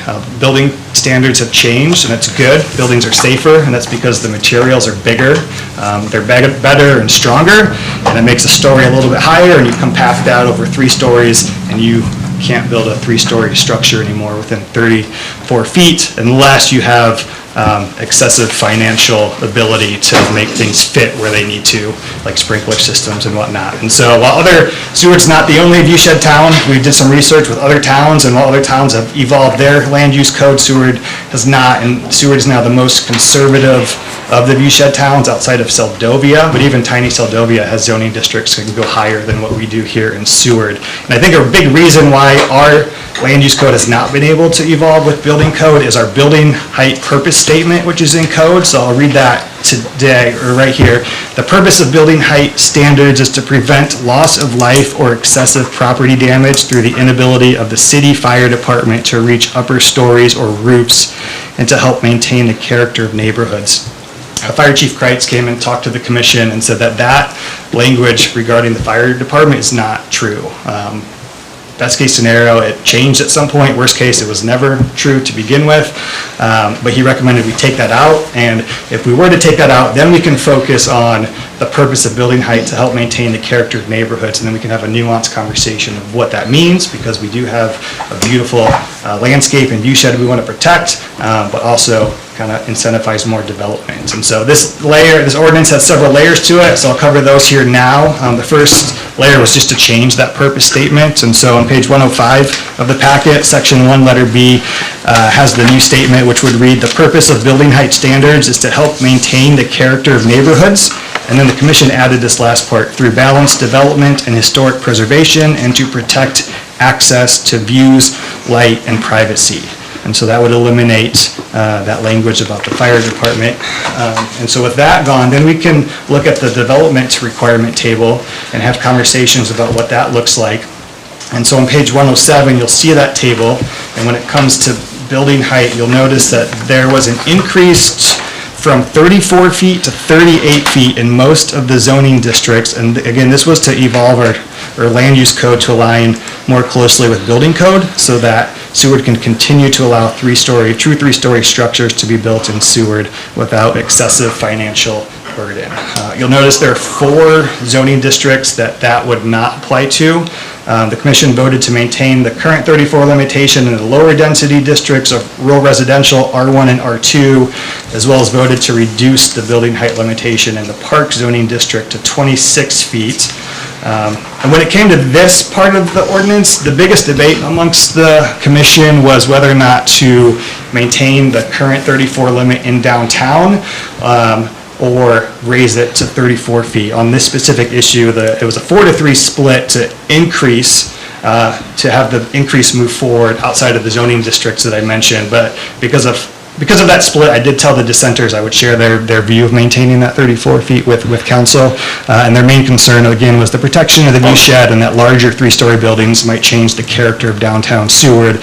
But the prevailing argument to allow the increase, which was partially made with public input, was to see if that increase could inject some developmental stimulus into the many vacant and dilapidated lots we have here downtown. And we had multiple owners of these lots come and share that this change would help.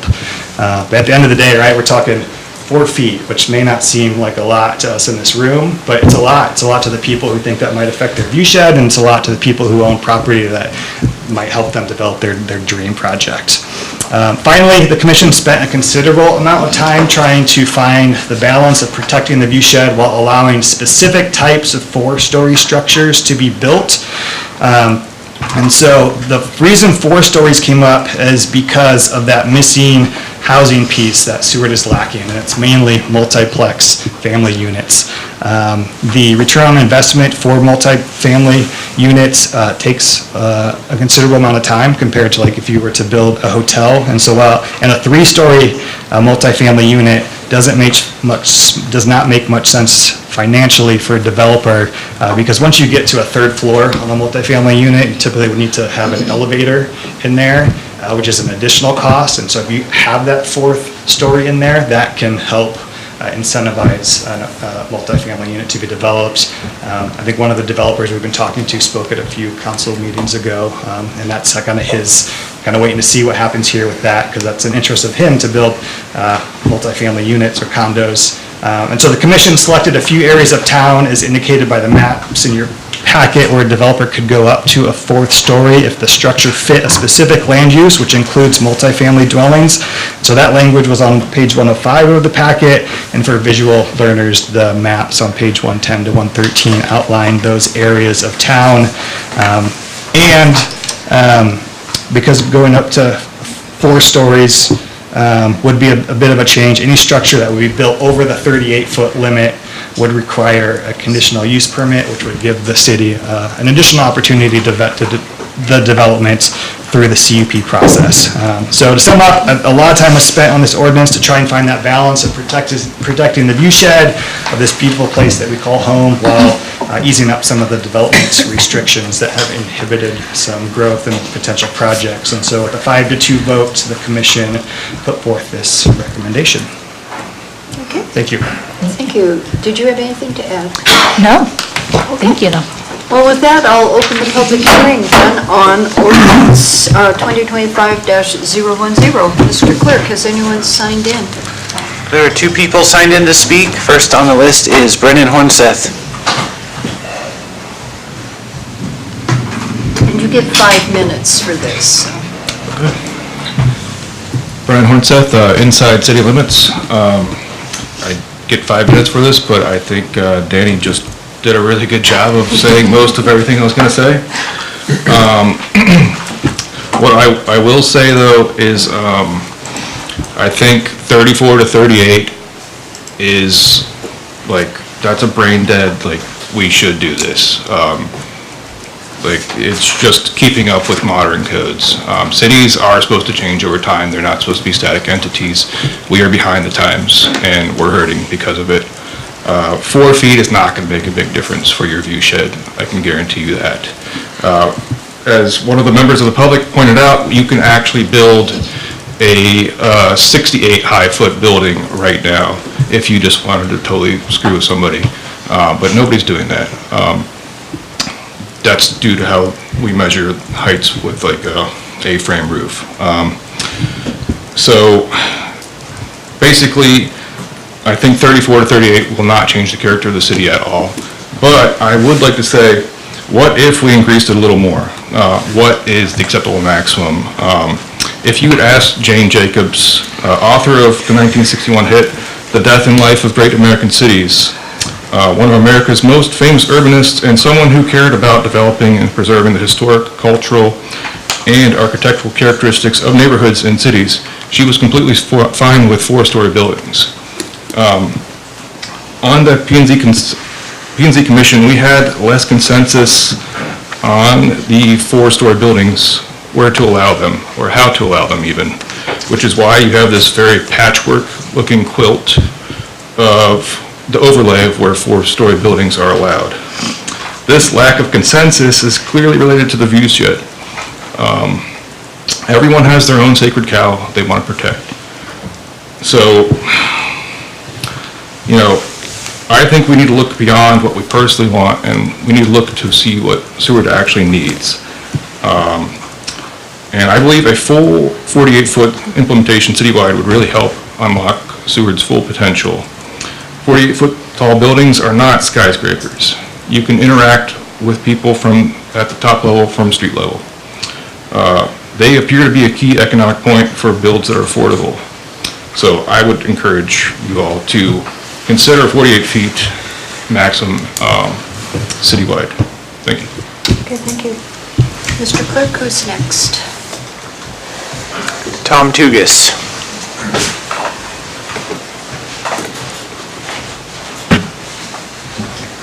Thank you. Yes. Tom Tugas, inside the city limits. I got it, Sue. Okay. Yeah, in your whereas it says 34 feet does not provide enough height to construct a 3-story building without making expensive adjustments to the plan to accommodate structural necessities such as sprinkler systems. And the earlier, what Danny read about the reason for having these height restrictions was in the days when firefighters would get up on the roof and chop holes in to try and what I found was that anytime I talked to architects or builders that I was working with, they say Seward is very difficult because of this 34-foot height construction. When I was designing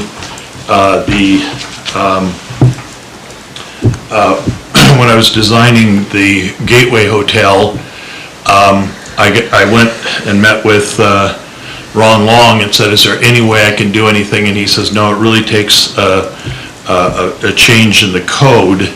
But when you think about, if you have 34 feet, the first thing you have to do is take 5 feet off the top for a roof. And if you look at the roof on the Gateway, it's got all these peaks and things to try and keep the height down. So once you take 5 feet out of 34 feet, basically, we ended up building the hotel with rooms that are very claustrophobic because they have 8-foot ceilings instead of a normal 9-foot ceilings. We had to put there's no room to put sprinklers in between the floors, so in some cases we had to put them in through the walls. The elevator that we put in the hotel was designed for a 4-story building because that's pretty standard, so we had to have that elevator modified. And so just the 4 feet would allow, instead of 8-foot ceilings, 9-foot ceilings, which is more normal. And the reason we made the ceiling inside the event center so big and grand is to try and get rid of the claustrophobic feeling in the rest of the hotel.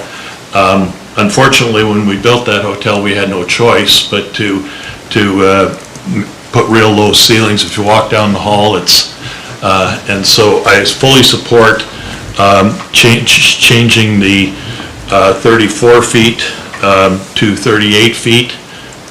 It would allow for better buildings, and one of the questions is, how does more hotel rooms or change housing? And there's a realistic issue that one of the reasons that we have such a problem with Airbnbs and VRBOs is because there simply aren't enough hotel rooms in Seward, and part of that is because the cost of developing.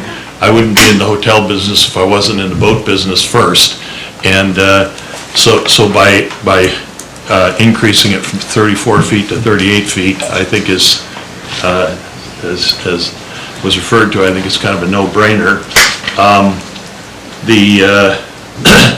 This map of the areas where 48 feet is being proposed, is kind of there are 3 very obscure locations, and really only one of them is buildable at this point, which is the one across from the airport. But I fully agree that 48 feet makes a lot more sense in the auto commercial and harbor commercial areas, and to say, well, we're going to have these 3 obscure places, but then you still have to come back to planning and zoning for a conditional use permit, makes the hurdles, if you can't do it outright and you have to come back for a CUP, it makes the hurdles much greater for anyone who wants to invest in housing in Seward. So I think I really want you to approve this tonight, but I also want you to come back and look at the 48 feet in more reasonable locations, because these 3 locations are really bizarre. Thank you, Bob. Was anyone else signed up? You said 2. That was all who were signed in to speak.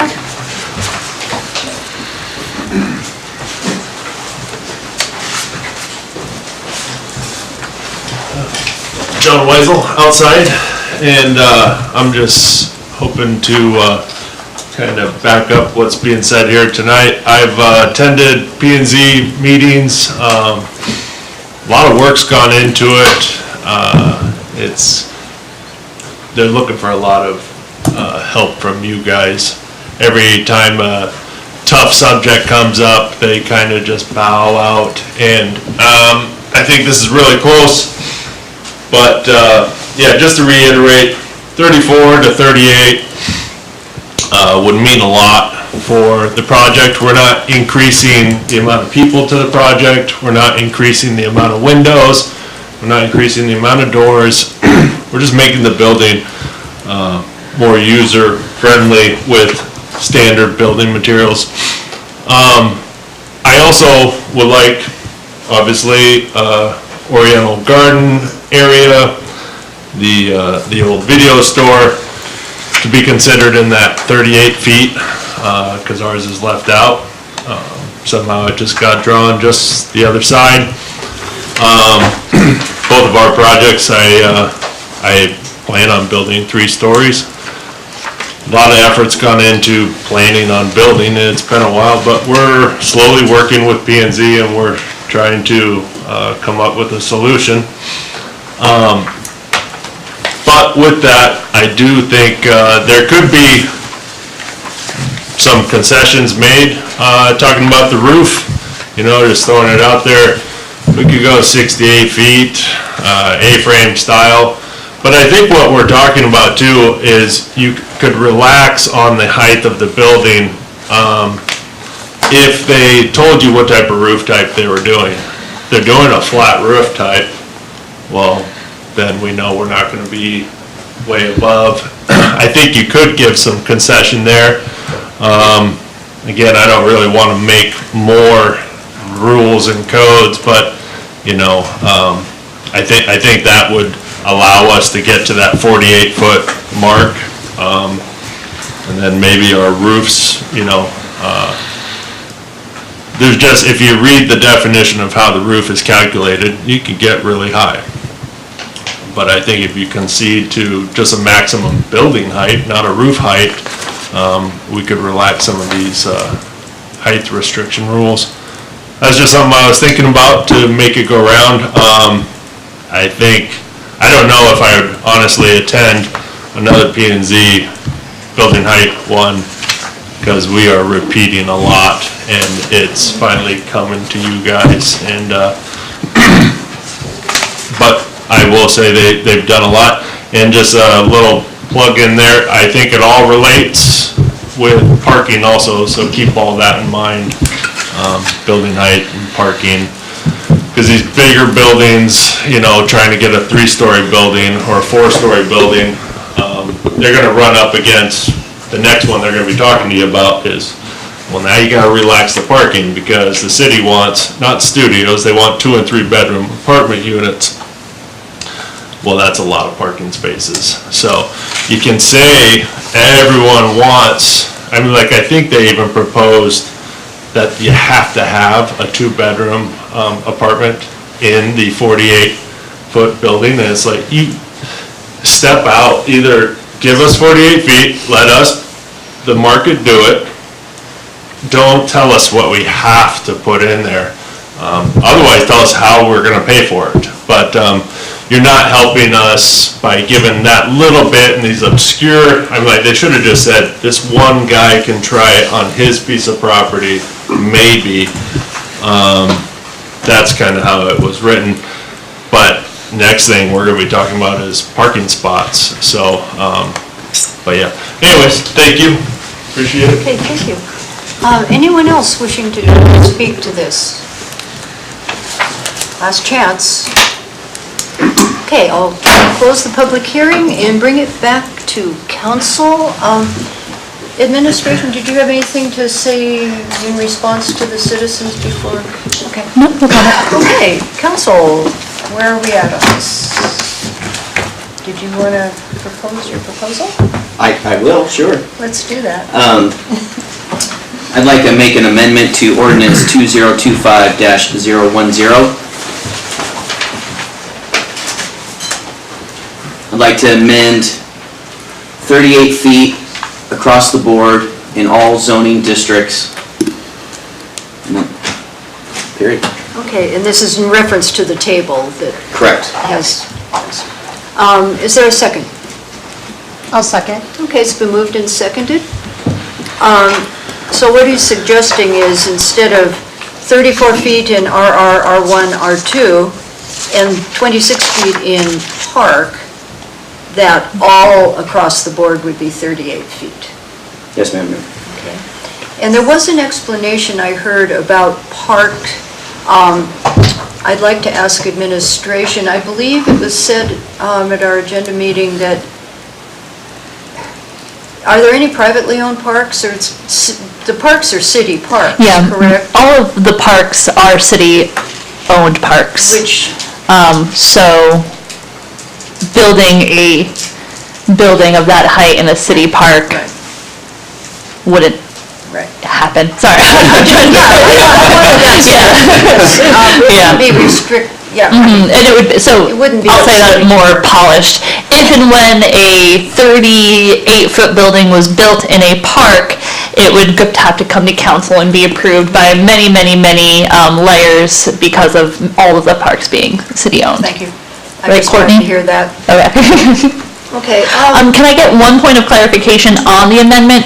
For the harbor area, we have a small section directly around the harbor that is 26, and then beyond that is 30, is being recommended 34 to 38. Do you want to amend that entirely to read 38, or keep the small section directly around the harbor? 38 feet in all zones. That's the motion. That's my motion. Any discussion on that further? Councilmember Finch. I would like to see the harbor stay at that's 26-foot area and let it build up around it because of the view. Locals, tourists, I walk that harbor almost every day, enjoy looking at the view of the harbor and the mountains. And then higher buildings like that, I can understand. I mean, I understand there's a balance we need to have, and that's what we need to look at, is a balance, not just go 38 across the board, because we could end up with more buildings and beautiful scenery gone. You know, I love driving down 3rd Avenue every day, looking over the right mountains across the bay. You know, there's hotels there, I don't mind that. But we start getting too big, we need to maintain some of the old harbor, low roof buildings just for the view of the harbor. We make it straight across the board, next thing you know, we're gonna have 38 footers all the way across the front of the harbor, and you can't even see the harbor. Further discussion? Vice Mayor Osinga. Can I just, I have two questions. Thank you, Madam Mayor. Can you just verify where that is in the harbor that we're talking about? Is it where the boardwalk is, are you talking about? Yes, if you look at page 110, it's the highlighted blue area, and it is within the harbor, within the harbor district. So basically 3rd all the way over, or the highway all the way through? Yeah, it's the area is bounded by 4th Avenue, the southern boundary of the South Harbor Uplands, and Waterfront Park, Harbor Basement, and J-Float Ramp. Oh, it's just there. Whoops. So it's the Harbor Uplands lot. So like if you're sitting there at the Breeze Restaurant, looking out across the bay, all those 26-foot buildings could turn into 38 footers, and all you're gonna see is buildings from your restaurants, from your hotel rooms, from your B&B. Okay, Vice Mayor. Thank you, Madam Mayor. And then just out of curiosity, do we know, is there any way that can explain how or why it was the R1 and R2 was excluded from the 38? I mean, can anyone, I mean, I don't know what they're, I didn't see the meeting, so. I'll invite Danny to come speak to that. Yeah, unfortunately, I didn't see the meeting. Sorry. That's one to watch. The main reason that the commissioners who voted for that did so was that it was just lower density zoning districts, and they preferred smaller buildings in lower density zoning districts. It was the lower density. Lower density, like smaller lots, you mean? Well, Closer lots? RR is a bigger lot, but Right. it was that they were designed for Fewer people. single-family type homes or duplex and, originally, so, I think, correct? I mean, that's where I am, so. Okay. That answer it? Yes, it did, thank you. Thank you. Councilmember Barnwell. Yeah, I'm all for the 38 as proposed here. I think it makes a lot of sense. It's a no-brainer, as people have pointed out. 48, I can live with, I get it. If we're gonna do a 4-story with an elevator, it makes sense, or a hotel. I do not like the idea of increasing the harbor. I think Mr. Finch's point is well taken. I just think our view shed is critical there, and we're messing with something that's really profoundly important to our town. I worry about I like the idea, but I really worry, I live in R1. Yes, we do. Thanks. And I think we need to have areas where we preserve less dense residential areas. And I also think that, for instance, if you're in the CB district, which is central business, there are no setback requirements. In R1, there are setback requirements. And if you put a 38-foot building in a R1 with setback, I don't know how big that building would be, but maybe up to 4,000 square feet, you might have 2 or 3. If you have 4,000 square feet and you can rent out or Airbnb 50% of that or 49%, you're talking about a lot of parking, a lot of density in these R1 and R areas, in R2. And I worry about that. I think if the planning and zoning wanted to come back and kind of toss that around and kind of wrestle with that and come back to us, I think that might be an interesting conversation. And then lastly, I just want to go back to the whole idea that what makes Seward special and what I've seen and read about lately in our world are a lot of cities, Barcelona, Bar Harbor, Maine, all over the world, are rejecting high-density tourism. And we have something special here, and while I admit we have to have more housing, it's critical. I think we have to protect what's most valuable to us, and that's that sense of tranquility and charm we have in this town. So that's my 2 cents. Councilmember Fitch. Thank you, Mayor. I'd like to add to that, like the downtown historical section. You get online and you look up Seward, the 2 things you're going to see is our downtown section and the views of our harbor and our mountains. And that's what makes the tranquility of Seward. You're surrounded by mountains, oceans, and trees, and you drive down 3rd Avenue and you can see it all. Now you want to open up that 38-foot buildings downtown or closing off the front of the harbor where the hotel rooms can't see it, the restaurants can't see the view unless they're where Ray's restaurant is. He'll have the best view. I think we need to maintain the harbor and the downtown section. It is a 38-foot, I understand, and I'm good with that. But those 2 sections, we got to balance.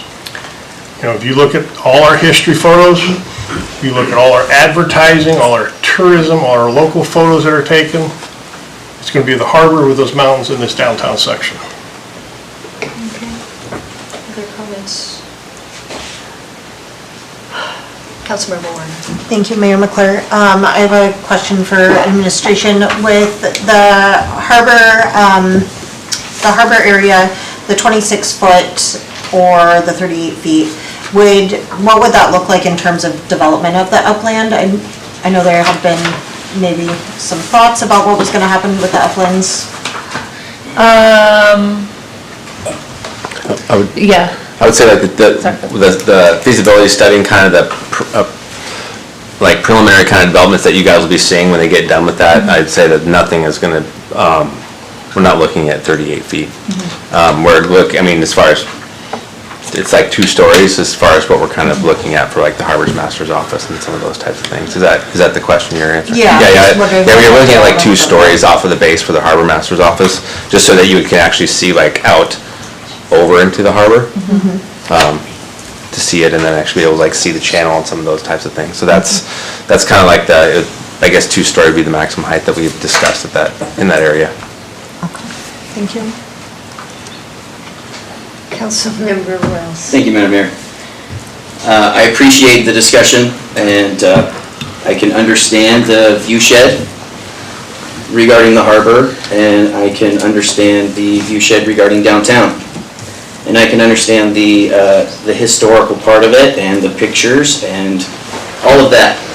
What we have to ask ourselves as a council right now is, do we understand the housing crisis in our community? Do we understand and do we actually care about it? Because what I keep hearing, in my opinion, is it's okay over there as long as I can't see it.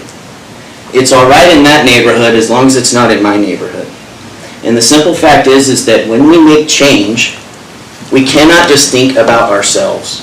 and what we want as individuals. We have to think about the greater good of our entire community. And with that being said, I wanted to read, and it'll be the last thing I say about this. How land use regulation undermines affordable housing. And this is a George Mason University study that was put out in 2015. It's one little paragraph. The political process that favors homeowners' interest over renters' interest systematically favors older constituents over younger constituents. As 73.6% of homeowners are over 45 years old, whereas this age group makes up just 40% of the population. Based on this age distribution, land use policies favor a relatively older demographic. In this way, the distribution of the cost and benefit of land use policy is regressive because it tends to benefit those 45 to 54, the highest income earners, while harming many under 35 who tend to earn less. Because policy makers face strong incentives to formulate housing policies that cater to incumbent homeowners, those policies tend to benefit wealthier and older people at the others' expenses. Thank you, Madam Mayor. Okay, well, oh, sure. Just one more question. How much of this harbor area is leased, or is it privately owned, or? Thank you. That was going to be. According to the community development director who just texted me, he said the city owns nearly all of it. Thank you. Yeah. That's what I need. Thank you. Thank you. Okay, that was going to be my question next too. Yes, Councilmember. In response to Councilman Wells, I spent 25 years since 1993 fighting for housing for my staff at that prison, watching them twice a year getting kicked out of B&Bs. Our union approached the council to build bunkhouses or apartments just for them, and they were told no because it would affect the B&Bs. So yes, I do care a lot about the housing problem that I know, because all of my kids had to move to Kenai to afford a house because it's so outrageous here. My 8 grandkids live over there now because we cannot afford it. So I fully understand it, but I also understand there's a balance that needs to be done in this community, not just the thought of greed, of build more to make more. The historical area should stay historical. Our view downtown that the city owns should stay at 26 foot. I don't care about 38 foot anywhere else. But the two things that have made Seward special in my heart since 1975 when I was a kid is that harbor and the view coming into this town. But yes, I do care a lot about, that's the reason I'm here, is about the housing and taking care of the locals first. But there has to be a balance. And we have to think in that manner. Not what Seward's been doing with everything's about making money. It's take care of the locals year-round first before anything else. Make it cost-effective, make it feasible, make it applicable, and make it where they can live here. 38 feet at the harbor or downtown is not going to solve that. But yes, I care very much about the year-round locals and our housing problem here. Thank you. Councilmember Barnum. It's a good debate here. I think what we've done in the city in the last couple of years, well, we've relaxed the B&B and rental.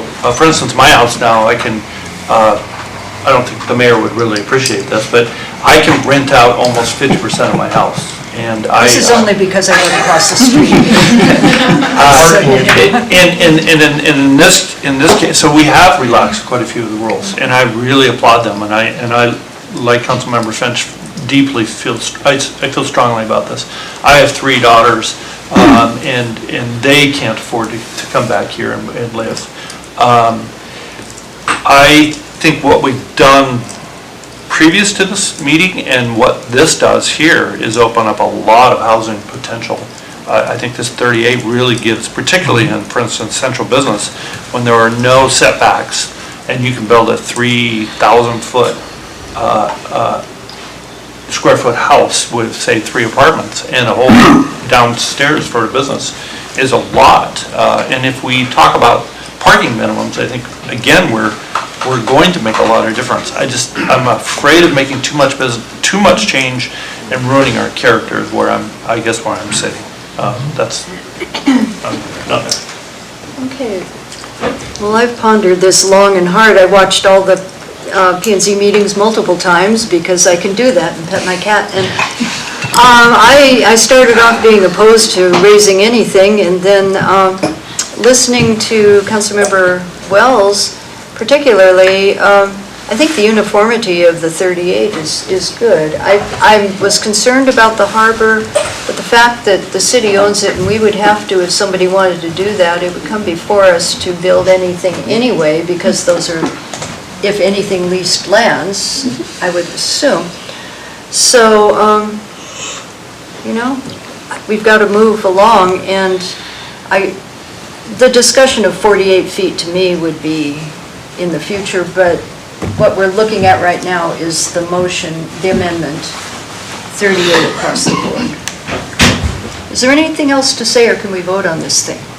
Okay, Councilmember Finch. As far as the harbor in downtown, once you open that door, you're never going to close it. Any other comments? Mr. Clerk, I think we're ready. Would you just restate the motion so everyone knows what we're voting on? So what you're about to vote on is the amendment to make the building height 38 feet across the board in the table on that first row. Wells? Yes. Kreitz? Yes. Barnwell? No. Werner? Yes. Finch? No. Osenga? Yes. And Mayor McClure? Yes. Okay, that amendment has passed, and the main motion as amended is back on the floor. Okay, so now we have the main motion, which could be subject to other amendments. Councilmember Warner. Thank you, Mayor McClure. I just had a question about the building requirement for elevators. Is that just a city code? Is that something that comes from higher up? What is that? I'll invite Danny to come into that question. I believe it's code in general. If you're over 2 stories in a hotel, you need to have an elevator. I think it's a square footage too. Square footage. The building has more than like 1,000 square feet or floor. It's more of a building code question, so I'm not positive on that one. But yeah, there's like a square footage for the size of the building, which if you're gonna have a multifamily unit, you're probably gonna have that square footage. Mhm. So that kicks in the elevator requirement. And that's something that would be, sorry. Yeah. Yeah, and so that's something that is like industry standard in larger buildings? Yes, yes. Thank you. Good question. Anything else, or shall we vote on the ordinance? I have one little question. Yes, Councilmember Barnwell. I probably have to have Danny for this one, but it's a minor question. Maximum accessory building height. Why is it 34 in central business? Is that for storage for a business, or? It just seems pretty high for an accessory building. It's been there. I know, it's been there, I'm just curious more than anything. I know, sorry, random. Sorry, what page? That's on your table 15. It's the second to last line on table 15. Maximum accessory building height is 34 in commercial business. I believe. In industrial. I believe that's saying that you can have more than one building on the lot that reaches a set maximum height. So in other areas, you can only have one main building, but on commercial central business district, you can have 2 buildings of the same height. But Danny, correct me if I'm wrong there. I think industrial, but for institutional, sorry.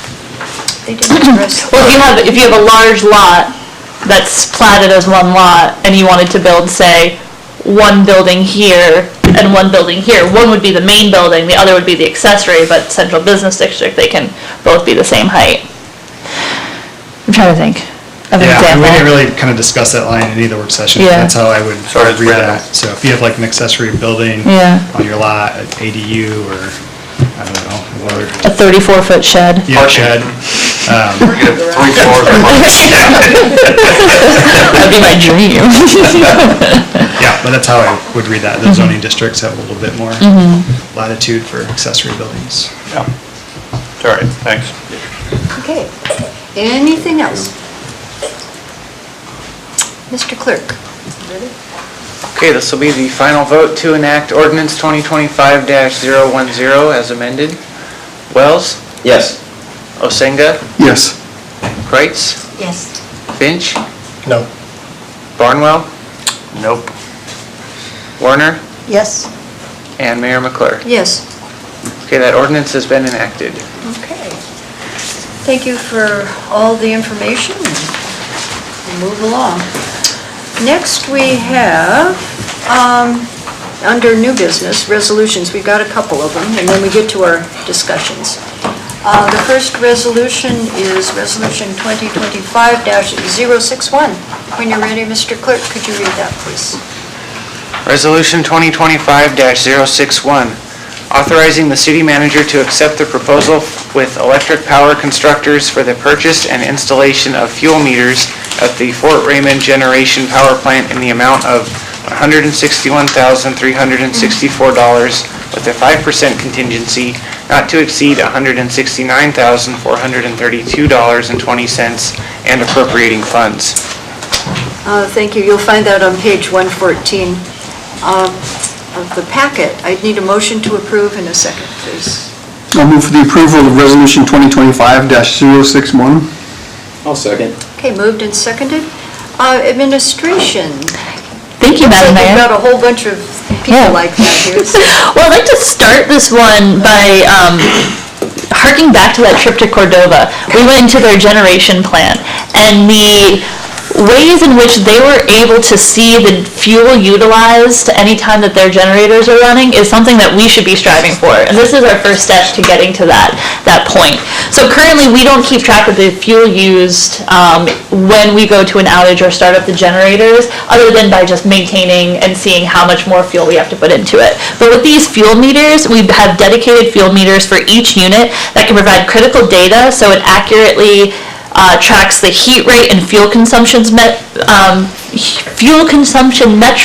which we then can use to make sure that our generation costs are efficient and as highly utilizing of the fuel as possible. So when we turn on the generators, using these meters will help us be more efficient in the way that they're utilized.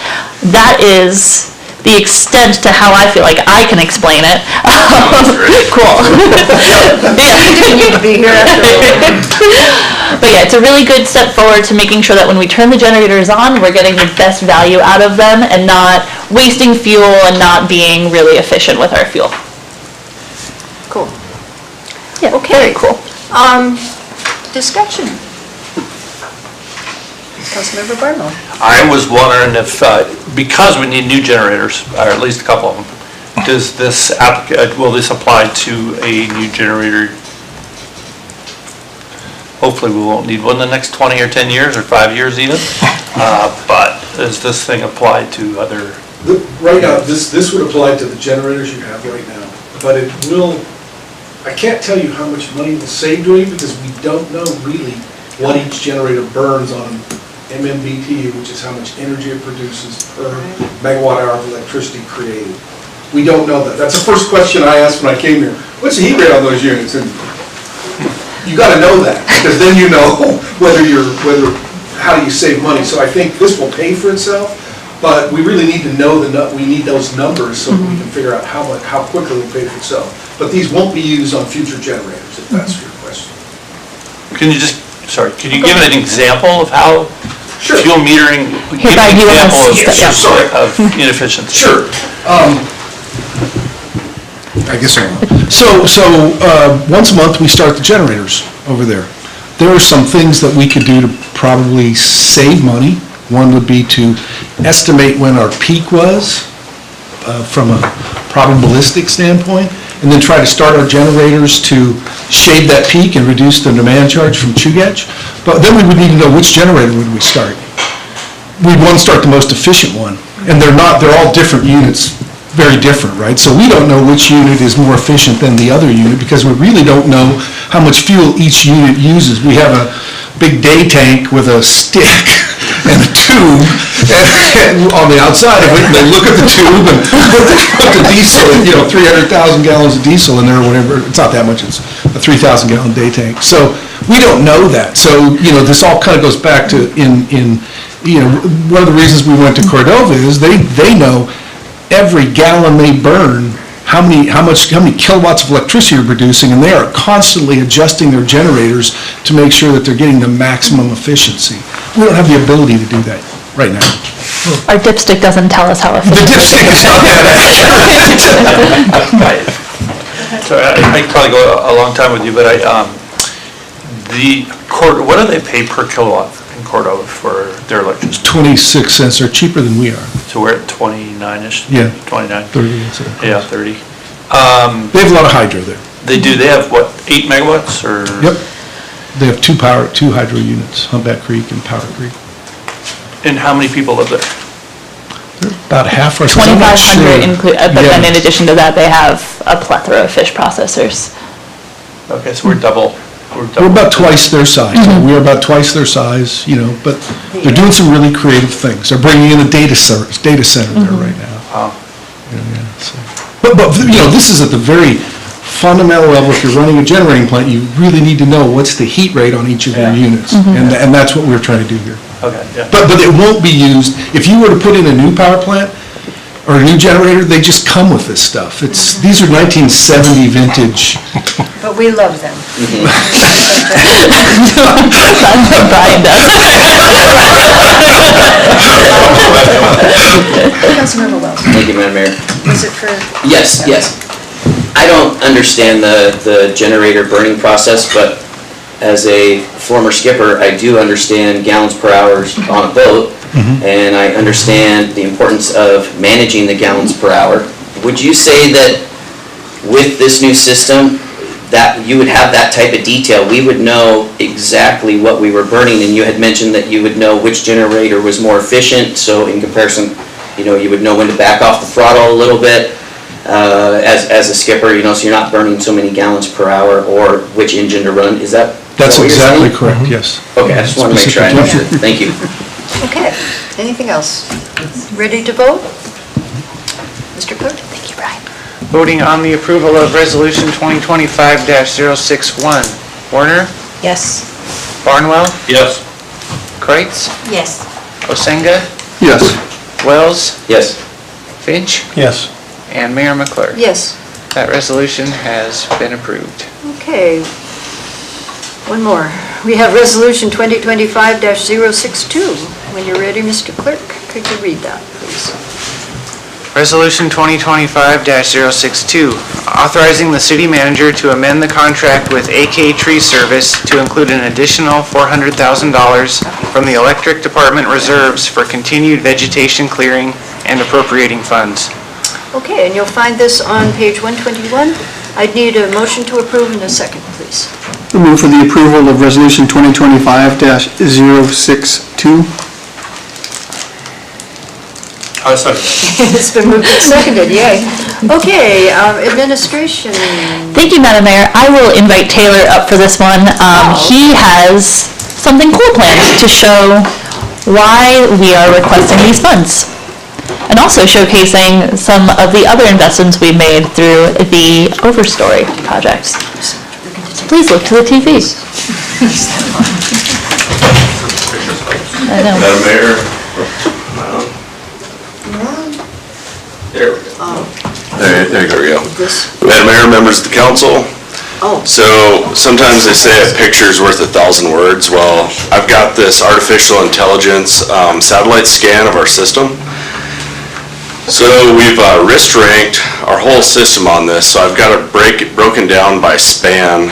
So if I scroll in a little bit here, just enhance. All right. So you can see that this is Kenai Lake. If you see a red line, that means there's a tree less than a foot away from the power line. The orange is less than 4 feet away from the power line. And so we started really conservative on this because we've had so many trees in the power lines. In fact, in the Stony Creek and Camelot neighborhoods, we've actually gotten called by homeowners that are like, hey, there's a tree arcing in the line, is that a problem? It's like, yeah, that's a huge problem, especially if it quits raining. But we're fortunate we get a lot of rain, but you can kind of go down the line here and just see that there's a lot of red and dark orange. The other thing we can do is get a heat map. So we got the fall-in and health risk of the line. But there's probably a lot of people that live outside of town. We got the old exit glacier line right here. And then this is Stony Creek into the backside of Bear Creek, and then this is Camelot. It's pretty red right there, and then you get down to Forest Acres. This has actually been completed. But then the stuff right here by the lagoons is complete, and then down off of some of our downtown areas are pretty dark as well. But this is just kind of an illustration of where the worst areas are. If we go back to encroachment risk by the span, I'm going to zoom into Forest Acres. So this is one of the first neighborhoods that was completed. You can see all these lines have been turned to green. So Alaska Tree Service has an iPad from us that they take with them, and the foreman, every time they clear a span, is able to mark that as clear so we can track it in real time where they're clearing. The one thing you'll see in Forest Acres is that we don't have all the power lines on this map. So that's leading us back to the other funding you gave me for the GIS true-up project. And so this map works off of our base map on our GIS system. And so whatever we're missing from our base map doesn't show up on this map, but on the 31st, Alaska Remote Imaging will be down here to start truing up our entire electric system. And so then this map will get trued up at the same time. But this whole neighborhood's been cleared, and when they get back at the end of August, we're going to start by the Y, so where the Seward and Sterling Highway meet. We're going to save probably a couple $100,000 by doing it in-house with Alaska Tree Service, so we don't have to pay Chugach. And then they're going to be working their way back down the transmission line, doing a lot of hand cutting above Kenai Lake. You can't even get a four-wheeler to some of these spots, so they actually have to climb each hemlock and rope it and cut it down. So we'll get some good drone imagery from that, just so there's a tale to tell at the end of the work. But it's really slow going. In the past, we've been, I believe it was like $400,000 a mile was the last quote they gave for some of that stuff, but we're going to see how much it costs. But you can just, see from looking at this map that there's a lot of risk on our system, and, some people ask me, like, what keeps you up at night? Well, starting a wildfire keeps me up at night, so I want to try to get as much of these hazard trees cut down as we can and reclaim our right-of-ways. And it should also be noted that a lot of other utilities, when the tree crew goes out, they're mulching, and the right-of-ways have been maintained. Alaska Tree Service is cutting 30-year growth down. And anyway, we're working on reclaiming it, but the more money we throw at it, the sooner the better in my mind. So, any questions? Councilmember Barnwell. Thanks, Taylor, that's pretty dang cool. Really fascinating. So the red area is basically trees that are within, you said a foot? Within a foot of the power line, if not touching the power line. Wow.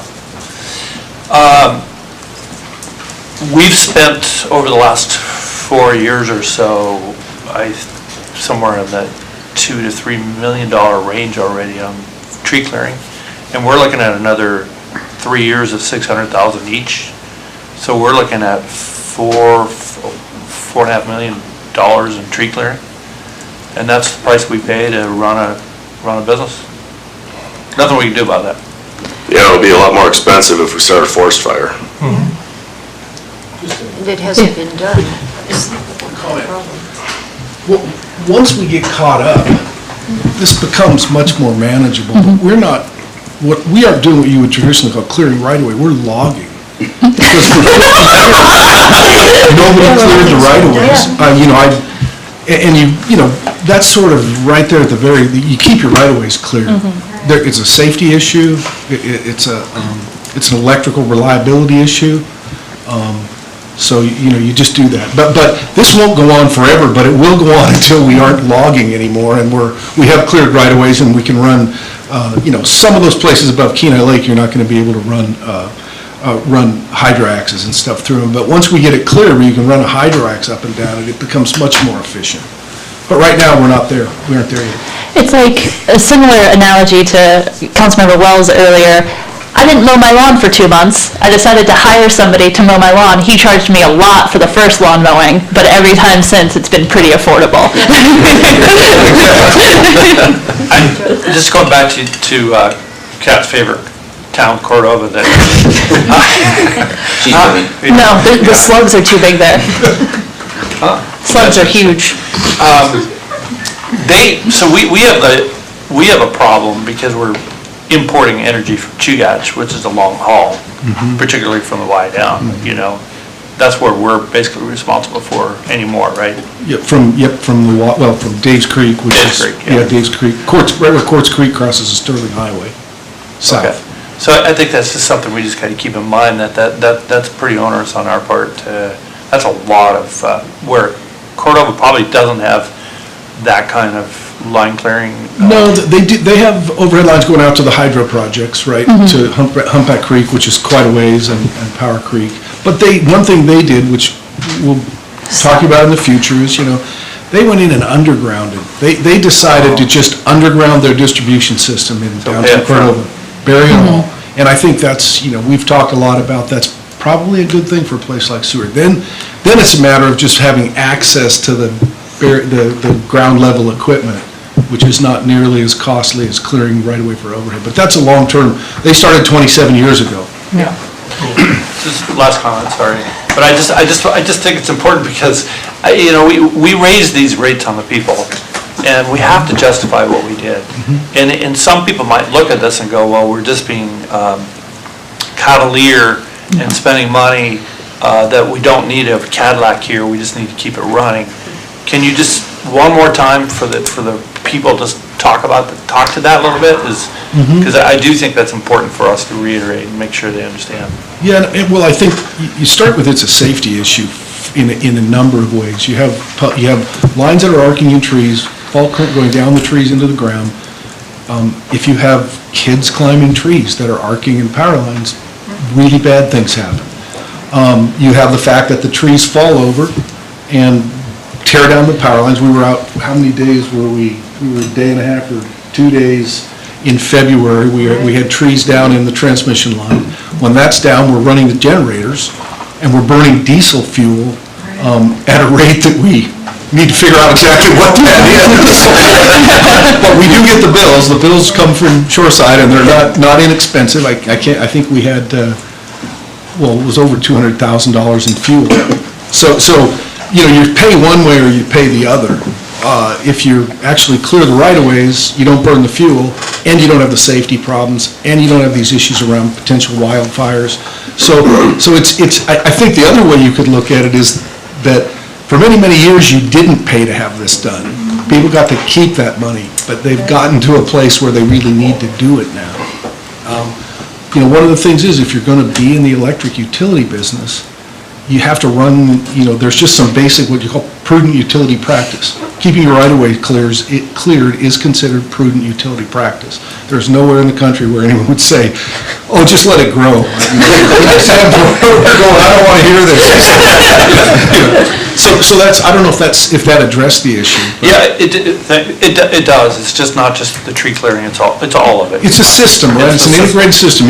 If you don't do it here, you're going to pay for it there. And really what you want to do is look at the risk management. You know, you're trying to minimize risk, maintain, you know, our objective is to provide safe, reliable, efficient electricity. Safety is always number one. And having right-of-ways in the condition we're in right now, we just need to catch up on that and get it back to that place. Thanks. Okay, anything else? Councilmember Finch. I think the short version is the preventive maintenance that hasn't been done for 30 years is now causing reactive maintenance. That's what it boils down to. And you know, you can look at, I used to do a lot of maintenance management, but reactive maintenance costs about 6 times what preventative maintenance does. There's sort of a belly curve, and you want to be right down here, and if you're up here, you're paying about 6 times as much to react to things than you would pay if you had done it on a preventative basis. Thank you, Mayor McClure. With the additional $400,000, is there a specific area of the line that you guys are wanting to target with the additional funds? Yep, so the tree crew has the same map, and so wherever they see the brightest red is where they're going. So as they come down from Fairbanks, there's some really hot spots on the transmission line that we've especially identified in the last couple storms. So they're gonna work transmission until the end of tourist season, and then when the tourist season's over, they'll come back into town and start mopping up, our neighborhoods on the distribution again. And one of the things that's unique about the overstored product, and it's different than, I'll tell you the way Chugach clears right away. They clear it, they're on like theoretically they're on a 6 to 7 year cycle. And they send their tree clearance crews out and they just go from Point McKenzie to Beluga, clear the right of ways, whether they need it or not. And then when that section's done, they go from Point McKenzie to Teeland and then from Anchorage to Portage and Portage to Hope. What this allows us to do is to target the dollars to the places that are the highest priority.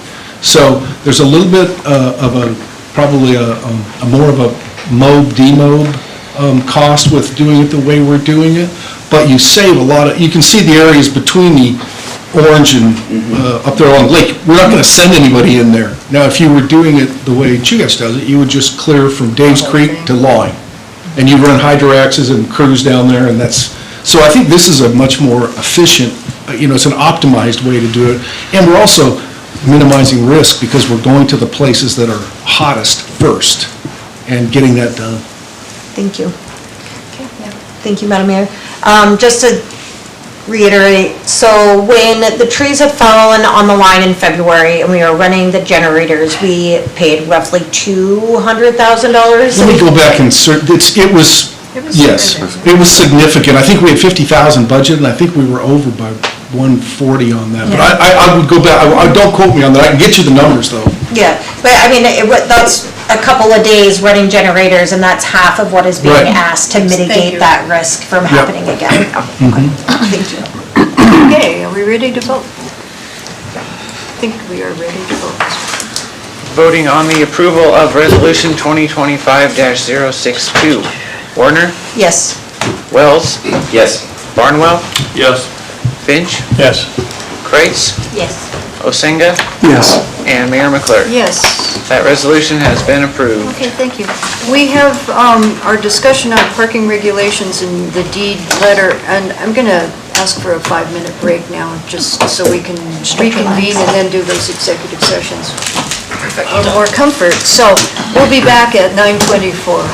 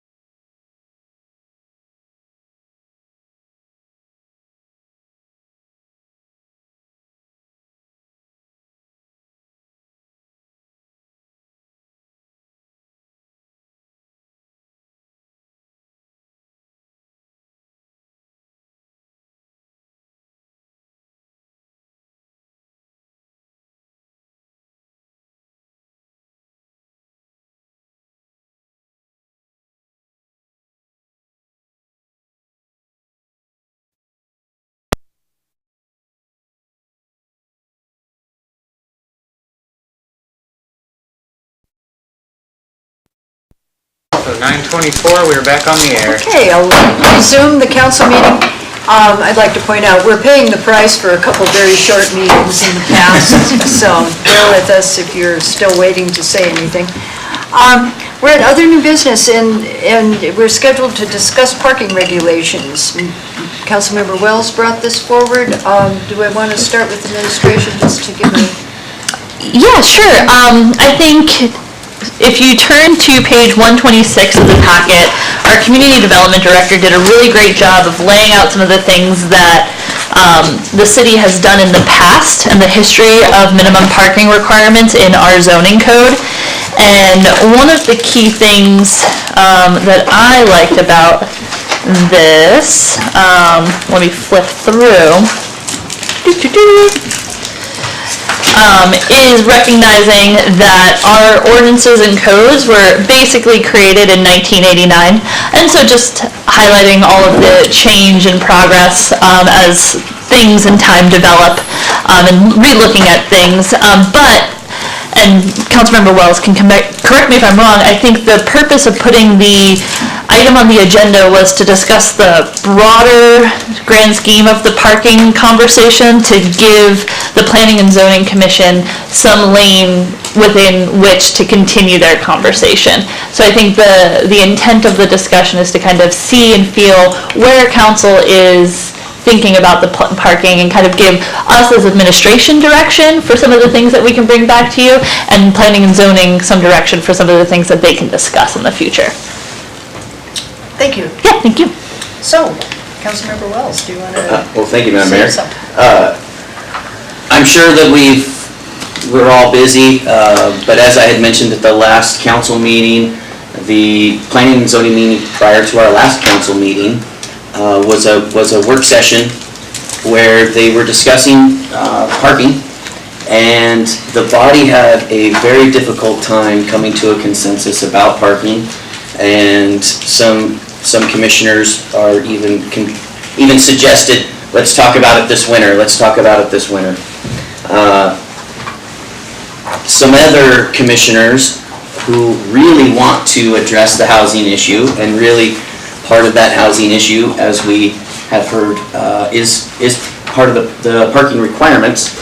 Some of those commissioners really wanted to discuss making some incredible, radical, if you will, Councilmember Barnwell, changes to our parking requirements in our community.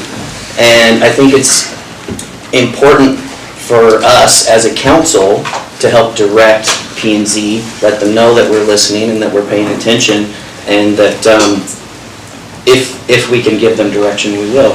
And they are stuck as a body. And so I think that it's a good time for a discussion regarding parking and how we can help the body move forward. So, having watched that meeting, do you want to just say some of the radical changes that were suggested? Yes, I don't mind that, I'll Madam Mayor. let you lead that. You let me take the brunt of it. No problem, I don't mind. Pretty much. I'm also going to invite Community Development Director Danny just to meander up to the microphone in case he is called up later. Just so everybody's up to date with what was discussed, I guess, Yeah. and where we might lead them or not. Okay. Absolutely. So during the discussion, there you have the consistent battle in the P&Z meetings between Title 8 and Title 15, what they can do, what they can't do.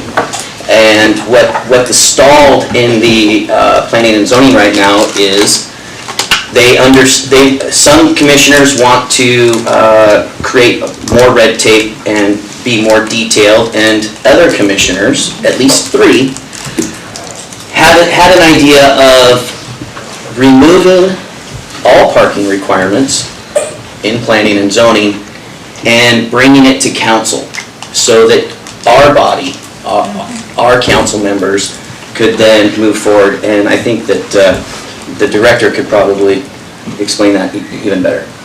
Yeah, the first of the 2 work sessions, I just wanted to have an educational session for myself, just learn about parking minimums across the nation. And so the presentation that is in your packet is just kind of history of parking minimums across the country, which zoning laws started in 1916 in New York, which was just a few years after the assembly line for the automobile was invented. So parking minimums weren't part of original zoning code, but they were added a few years later as cities were getting more congestion.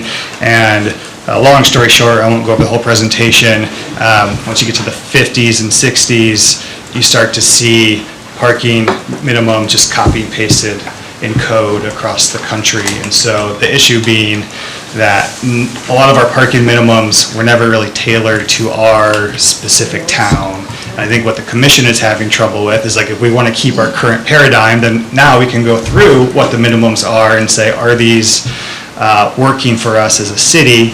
I'll give, like, one example is like hotels. Hotels are required to have one parking space per room, and that might work in some towns, but when you have so many travelers coming from cruise ships or trains, it doesn't make a lot of sense. And so now so what happens is a hotel developer needs to get more land to do their dream project, which means they're paying for that. It means the cost goes to the hotel rooms, it's higher, and then if you don't have a car, now you're subsidizing parking for people that do have a car. Or on the flip side, you can't increase your land, and so now you just have to scale down your project to fit what is the current code requirement. And so that's just one example. And so the commission has had two conversations, one about the bigger aspects of reform, and then the other, like, can we look at our current paradigm and figure out what works for our town? And that's where from my opinion, the commission was getting stuck. It's like, even in a small town, I think Commissioner Hornseth brought this up, we can't even agree of what the parking minimum should be for specific areas. And so that gets into the broader reform. In the packet and the presentation, I tried to showcase, like, what those were. And Commissioner Hornseth mentioned it, like, the biggest reform that we're seeing for the last decade is just cities getting away from parking minimums. And that's not to say you're getting away from parking in general, but it's letting the market kind of decide, the developers decide. You know, if you're putting in a store, you want people to shop there, you're going to put parking in so that they can be there. But and parking minimums, if you're going to go with the big reform, should never happen in a vacuum, as that was mentioned. And so I think that's the other piece where Title 8 comes in, because if you're going to take away parking minimums, you're going to probably want some sort of paid parking system so that you're not pushing parking into the right-of-way. But what does that look like for Seward? And that would be more of a conversation and direction that I think would come better from this body of what does that look like. And so, yeah, I'll stop there for now. Thank you, Madam Mayor. So the radical part of this, and it is not my idea, I would love to take credit for this, but some of the books that community development has brought forward for the commissioners, when watching those meetings, I mentioned it at the last council meeting, I took the time, I went to download the book and read one, The High Cost of Parking, which would have taken me 5 years to read, and instead I downloaded it on Spotify and listened to it. And oddly enough, it's extremely intriguing hearing how parking requirements across the country in areas like ours that are changing are actually an improvement for the community overall. One of the ideas was, if planning and zoning was to remove parking requirements, let's say, for example, across the board. For hotels, we have empty parking lots that hotels in our community have to own that they don't use. That could be housing. We have apartment buildings where they're required to have all this massive parking, and let's be honest, not everybody needs space for a boat, a four-wheeler, an RV, and all of this stuff. Not everybody has that. Not everybody has a family. Not everybody has that needed space. And so when we have these enforced parking requirements for all housing, we are taking up valuable land, raising the cost of the property, raising the cost to build, raising the cost to live, and in effect, we are creating a very difficult housing situation for those of us in the lowest income percentile throughout our country. And so I'm a firm believer that after reading the books that administration has shared, or listening to them, I should say, that we as as a council could actually do something pretty impressive. So, one idea, when removing these parking requirements to not create a vacuum, is additional paid parking. Now, I can only imagine when people talked about paid parking down at the harbor, people freaked out. Now, our city depends on that paid parking revenue. We hear about how incredible it is and what it does for our community. We have property that the city owns, for example, on the street, that people are using for free. We could be generating revenue from that. Now, the flip side to that, somebody's going to say, I live here, I shouldn't have to pay to park, and I agree 100%. And there's ways to work around that so that the locals aren't the ones footing the bill on this. We have 2-hour free parking is one idea. You only charge parking during the tourism seasons. We're already paying for the labor and the software to maintain the parking. We don't need parking meters up and down the streets. We already are paying for what it would take to implement this process. And so I think that it's a discussion that we should have, and unfortunately, P&Z, because of Title 8 and Title 15, they're stuck, and it's on our table. So my first concern when I heard that was, who's going to go downtown, plug a parking meter to go into the Alaska shop or Urbex? I mean, it might be hard on the businesses, and I've spoken to several business owners, and with the ideas that you have brought out, it seems okay, because if there were, say, for example, a 2-hour free, you could still go to the restaurants and stuff, but the people who live above some of these businesses, or the people who work there all day, maybe would have to park behind the businesses and free up places for people to park. Or, I mean, it goes all the way up where I'm involved at the Methodist Church, right, where this is all happening. So I've gone through a radical shift having listened to all this, and I think we should, my opinion, have planning and zoning pursue a few of these things. I mean, I'd like to see something come back from administration through P&Z or something, but let's move ahead with some radical changes, perhaps. Yes, Councilmember. If we're talking about like putting parking meters downtown, like, you know, you put a coin in, okay. No. Because I see that they're not gonna live through the snowstorm. Well, that wasn't the thought. It would be similar to the infrastructure that we have in the harbor, where you can utilize your cell phone. So I'd like to add to that, okay, is the year-round locals, it's not hard to determine, okay? I mean, they're putting for people, they should be exempt from, and be able to apply every year for their exemption, be exempt from that parking fee for downtown, because they carry this town year-round through the winter, deal with it, electric, give them something. We gotta be giving back to the year-round locals. Councilmember Willis. Councilmember Finch, I agree 100%. And so another radical idea, I'm so glad that you used that word. No, it's you. Radical idea. I don't mind. What is one of, I've only been sitting up here now for 4 years, and my term is up in October. And so I've heard over the last 4 years from our community something very consistent: the cost of power. The cost of power. And I've heard from multiple council members, what can we do to help our seniors? What can we do to help our residents? Well, we can generate more revenue. We need $500,000 a year in additional revenue, if I'm correct, please correct me if I'm wrong, to lower the cost by 1 cent per kilowatt hour? Half a cent per kilowatt, yeah. A half a cent. Is that a lot? It sure is a lot when we're all discussing the utility rate. And so if we can generate enough additional revenue and housing and lower the cost of power, it does seem like a discussion worth having. And finally, Councilmember Finch, regarding the locals parking downtown, they're the ones that carry the community. I agree. I have, as you know, I have a commercial building downtown, and at any given time, I can have 9 employees in that building. I know it doesn't seem like it, but my business right now is at 18 year-round employees, 9 of which live in Seward. All have cars except for 2. They all work 8-hour shifts. They all park in front of my store or in front of a downtown business during their entire shift, as do all the other employees. And I'm not saying that those are somebody that we have to target, but those are our year-round residents, and they are using that free parking all year.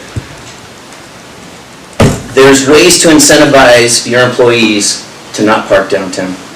There's ways for businesses to incentivize their customers to not worry about paid parking. We've all been to a city at least once and had our parking validated.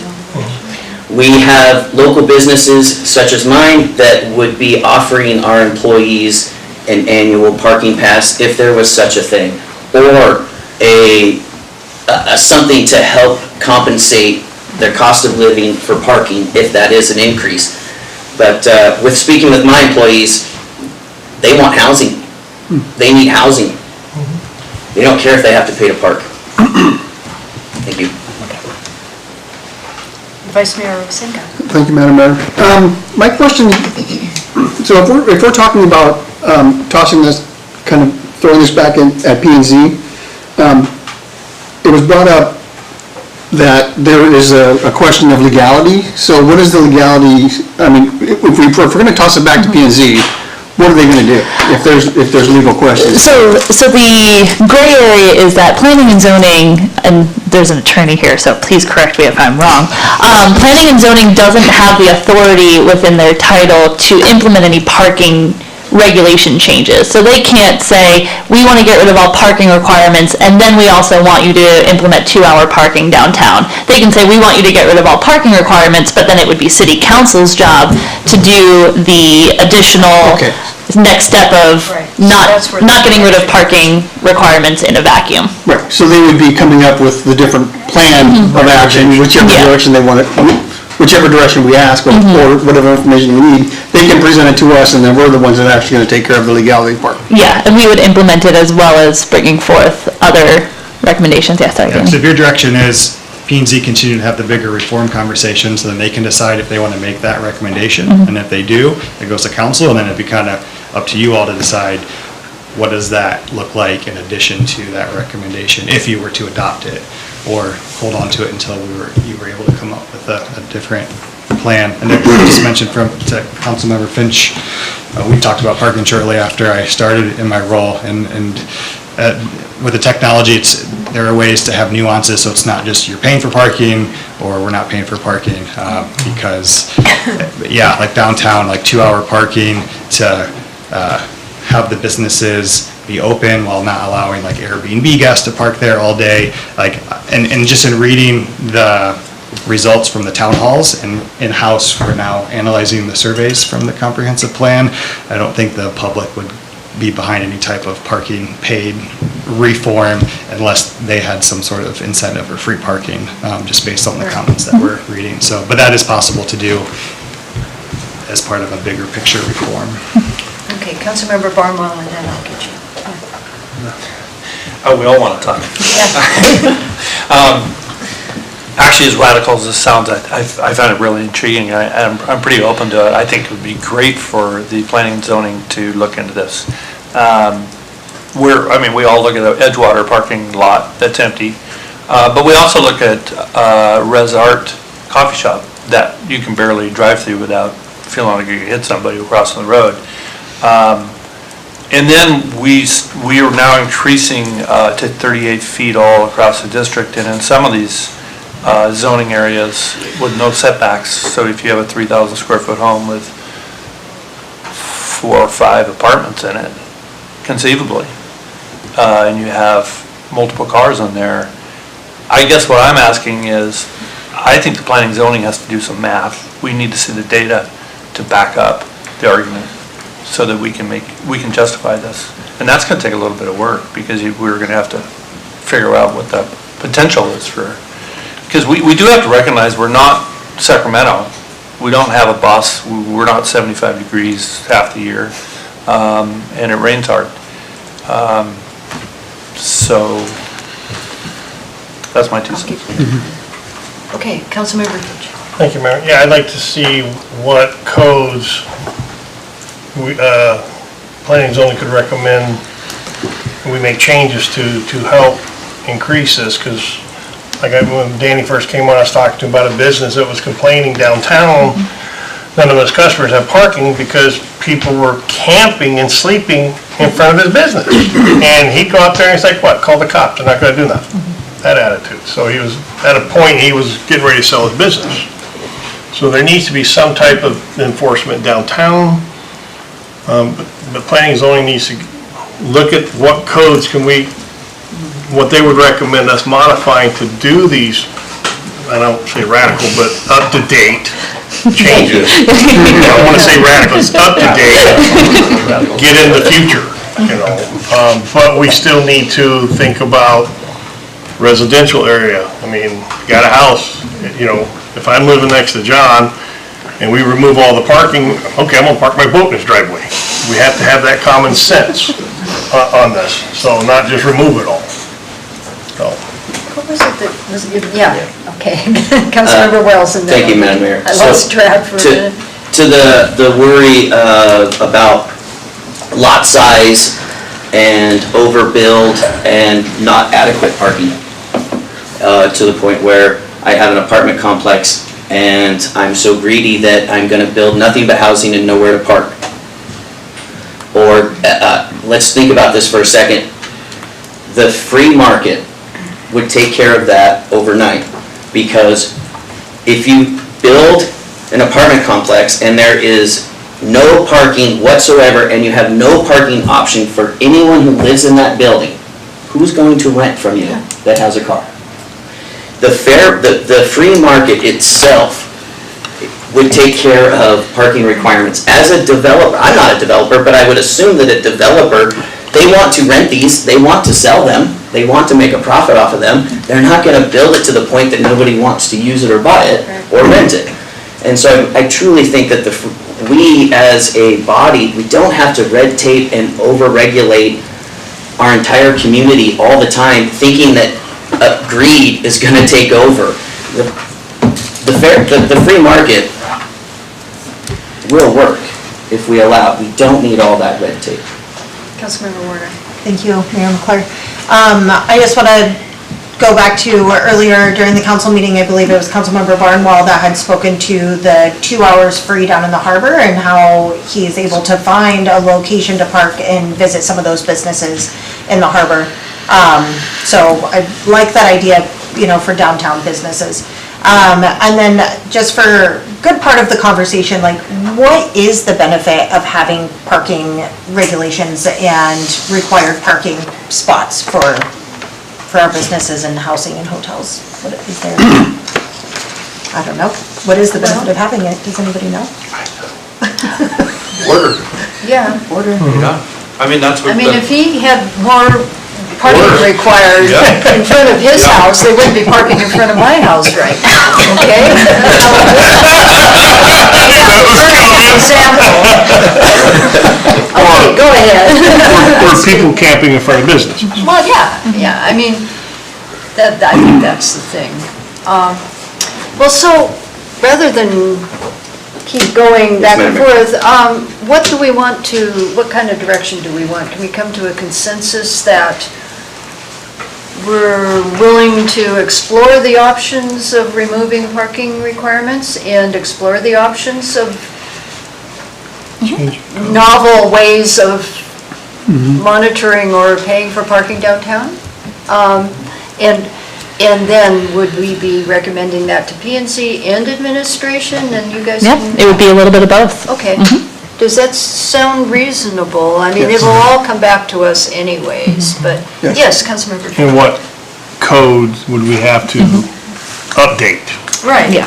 Right, and so. And the wording. I think this is, it's time. I will say that I'm pleasantly surprised with the amount of commissioners who've taken up on our publications that we've ordered. The high cost of free parking is like kind of the original book, but then there's a sequel to it that's 50 different case studies of the reforms that have been implemented since kind of the start of parking reform around the country. And I did give that homework to some of the commissioners who seem to be in favor of it. So it is important to look at Seward. A lot of times you read articles about the reform and they're pulling from larger cities. Seward is a small town at the end of the road, and so they're all kind of looking at different case studies from smaller towns that might be more relevant to Seward, so that would be an important piece of data that would be relevant to this town. So yeah, so I think they appreciate going down that road. There is an older mentality. People used to say, I don't give a darn how they do it on the outside, right? And that mentality still exists here. So I think we should tread a bit gently and present it realistically too. I mean, I guess I grew up with that group of people, and I saw this, I watched what P&Z did, and I built a wall, but then I started reading and thinking a little more. So I think it has to evolve in some people's minds in terms of acceptance. But yeah. Great. So do we have an agreement that they can carry on and see what we get? Wonderful, thank you. And thank you for bringing that forward. Okay. This shouldn't take quite as long, but I would like to, Councilmember Warner suggested it, and we did get that, well, Tracy spoke, several people spoke about the Department of Education. And we don't have a real long time to get a letter out. We've got till July 25th. I didn't read through the whole email if there's like a sample letter, but we would be wanting to emphasize how it would impact Seward, right? Do you want to go ahead? So, based off of some of the, from what I'm understanding, if council would like to submit public comment or a letter from the body, you could direct administration to write a letter, and I can sign it with council approval and send that out. And I can send it to you as well for Could you do that? once it's completed. But with the general tone, if you want to put forth a general yes or no, and then direct me to write a letter from the body, and I can sign that.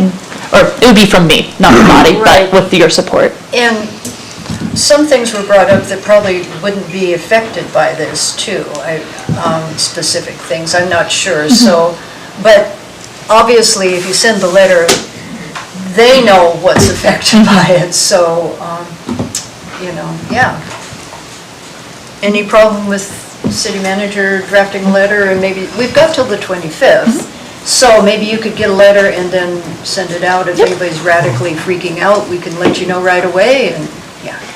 I would just like to say that there's an active group, couple of them here tonight, that I think just encouraging us to involve them in that letter so that we have all the facts. No offense, but. None taken. I would like some help. So, yeah, and maybe you could just solicit, or people could contact Kat with specifics. How about that? Yes? Thank you, Madam. Yes, if possible, actually, I've raised 3 kids in the school system here, and I've steadily over the years watched the higher-ups of school take from the kids and from the schools when they need to be trimming the fat above the principal. Okay, I'm sorry, but if you follow the numbers and follow the money, you'll see where it's going. And it's not going into the schools, it's stuck above. So, I mean, I'm tired of seeing the schools being, leveraged because they don't want to cut their fat. Okay. So are we in agreement that? Great. I will. You got specifics, or your number is there available, just like mine is. So but get a hold of her on this one, because she'll be drafting the letter. Okay. I handle complaints about parking and hot water in the showers, that's what I do, so. Okay, is that enough discussion on that? Is there anything, I mean, I think everyone knows how we feel about this, so, okay. Okay, that brings us to citizen comments, and this is where you get up to 5 minutes per speaker on any subject if you want. So does anybody want to say anything? Come on up. Same deal, you need to say your name once again, and if you're inside or outside. Can I get 3 minutes? 5. Oh, perfect. So I have more things to say. Tara Swanson, of outside city limits. Yeah, I didn't know I was going to have so much of an opinion until I sat in on this meeting. I just wanted to say that I am part of the schools, and I don't think there's no such thing as a crappy school, because there's kids in schools, and there's people in those schools that care about them. But it is true, our state has put us in a really interesting situation where they are not funding us to the point where we can pass a federal disparity test. Basically, that means that there are certain districts in our state that don't give their schools any funding. So when you look across the state at all the different funding opportunities that schools get, they look like they're getting no money, and it's because they are. And then you look at a town like ours, and we have benefited from a lot of relationships. And we also are fortunate to have a borough that's very supportive, and they have funded us to the cap for this year, and then in the past and other years. So when we talk about the disparity test, that's what we're talking about, just for a little background. And I challenge us to really think about what it is we want from our schools. Because while our schools are, I don't believe that they're failing. In fact, the Kenai Peninsula Borough School District, following up with the school board meeting last week, and Zen Kelly, our growth measures for our students are growing. Like, we are improving, we are innovating, we are strong, and we have an opportunity to write the chapter of education, and we have an opportunity to maintain that local control. If this proposal is firmly and soundly rejected, and if we do not, there is a lot to lose. I know there's a lot of individuals who want to support keeping the pool. The pool is in a borough building, so that is logistically complicated because that will be included in funding against this disparity, right? And this is not, and I do really appreciate your comment, Mr. Finch, about making sure that things are funded equitably within the system. Our district, actually, when you look at districts across the states, ours is minimally funded administratively. We've had multiple administrative positions removed in the last few years, especially following COVID, or condensed into single positions when they used to be 2 or 3. But I do think that's valid. We need to look at the system comprehensively, but keeping that in mind, our schools are underfunded, and our relationships and our local control is critical.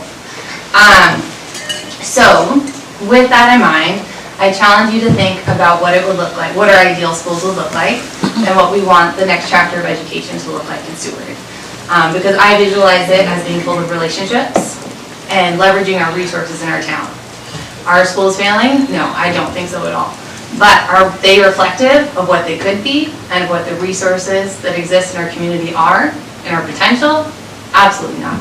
We have more PhDs in this town per capita than anyone else in the world, or not the world, in the United States. I mean, we have nonprofits, we have university posts, we have so much. And it is time now to choose what we want that to look like for our schools. So let's really proactively, when we craft that letter and when we communicate with other constituents and other community members and state representatives, we need to make sure that they see that we are innovating. This is what innovation looks like. Lola Swanson talking up here, being able to get class credit, get paid, and teach a class. That's what innovation looks like. That's what we want.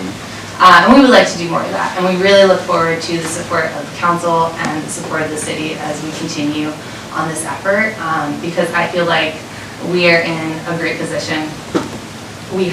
I feel your support in past conversations and the city support. We can choose what this looks like. So thank you for your time, and I really look forward to working with all of you in the future. I have 41 seconds left, so I'm just also gonna say, I am 33 years old, and I am a homeowner, and I Airbnb my house so that I can afford to live here. I know this is off topic, but it'll dovetail. I've seen so many city council meetings be swayed by a handful of developers. Just like we can write the chapter of what education looks like in our town, we can also continue writing the chapter of what our town looks like. And I live here, not because I can afford it, but because of how the town is, and I will keep swimming upstream. And I know a lot of my peers who are as well, because of how this town is. So we have a lot to gain and a lot to lose. Thank you. Thank you. Anyone else?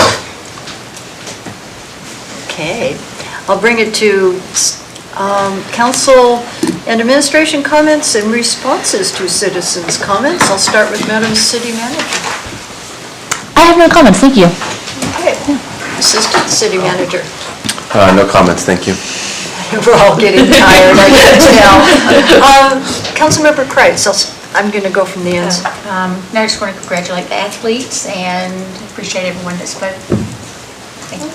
Okay, Councilmember Finch. I'd like to thank SPD. They were all over the place this past week. Everywhere I went, there was a white or black vehicle somewhere, so you could see the police presence. And I was actually expecting our standard Friday and Saturday 4th of July follies, and it was mellow and quiet. It was like a midweek 4th of July. So thank you for that police presence being out there. I'd like to thank Chamber of Commerce, Amanda, for really throwing the barricades up the valley there. I think Chief could admit it was nice being able to drive up there without dodging vehicles and bodies in his way. You know, that's all he did all day long, was back and forth with races. Thank you for the presentations tonight. The school thing, I've actually been doing some research on it for quite some time, and Massachusetts cost per student is like $26,000. They're ranked in the top 5 education level in America, and Alaska's spending, I think, $54,000 on a student, and we're fluctuating between number 46 to 51 in the country on education level. So maybe we need to also throw in there, change their curriculum to better the children. But thank you, Madam Mayor. Councilmember Warner. Thank you, Madam Mayor. I just want to thank Parks and Rec. That was a great presentation. I definitely noticed their hard work around town, just maintaining a lot of our public spaces and keeping our trash empty. And the programming that they're doing is just amazing. I really appreciate what they've been doing in the wintertime with programming and continuing to keep some of that alive during the summertime when they're busy with campgrounds and parking. Really enjoyed tonight's meeting. There was some really great conversations, so I appreciate everybody that's made public comment, everybody here on council that brought forward some really great discussion and administration. And then for the clerk's office, thank you for doing those timestamps on the YouTube. I think that is amazing. I really appreciate that, so thank you. Councilmember Ronan. I have a lot to say, I have a lot of energy. Of course you do. Well, our drop dead time can be, extended. Right. No, the parking and the building height were fascinating. And it's really cool that we're open-minded about this and can kind of plug forward, so that's exciting. Thank you, Tara, for that little presentation. By the way, I was her teacher in 4th grade. That's probably why she's pretty smart. Well. Right, Tara? Yeah. 4th of July was really smooth, and thanks for the police department and the chamber. It was really, really awesome. And then Copland, Danny and his team, and you guys have done over and above, and I really, really appreciate you guys' work on helping us build a vision for this town. And it's paying off, and it will pay off, so thank you very much. Okay, Councilmember Wells. Well, I'm very grateful that we have such a open-minded community that's willing to at least have discussions, and I think that's really shows that we're willing to try to work together on everything. And so I'm extremely grateful to be sitting here tonight, and I'm very grateful for our administration. And I look forward to moving forward through the summer. Thank you. Okay, Vice Mayor Rosenka. I'd say thank you to Mel for her Parks and Rec report tonight. Congratulations to state champions, Olin and Ronan, in their achievements in track, or for their achievements in track. And I think I agree, there was a lot of things discussed, and I think a lot of good information was passed between administration, commissions, and ourselves. And I think moving forward is really what we need to be doing, and I think that this council was able to do that. So I really appreciate that with everybody here and all the comments that were being said. I think it was a good meeting. I agree that it was a good meeting, so thank you. Okay, well, all of what they said, I agree with. There was a lot that happened tonight. This is one of those meetings, if you want to sit back with your cat and watch it on YouTube, this would be a good one. And now we have the timestamps too, so you know, you don't have to, you just want to see the one thing, so that helps. The 4th was amazing.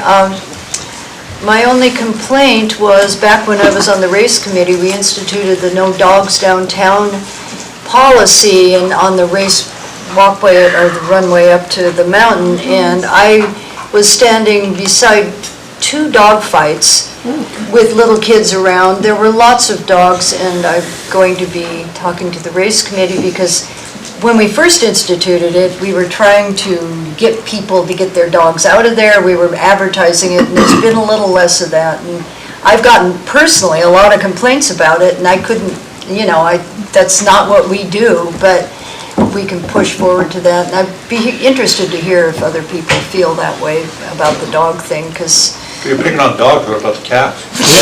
I did not see one cat downtown. I thought about it. The dogs you were know. there. Anyway, enough said. What we're going to do is go into executive session, unless there's one final comment from Barnwell. Okay.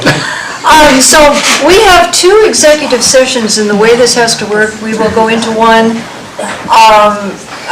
We will come back, open the doors, and gavel back into the meeting to go into the second one, because it's 2 different groups of people that have to be here.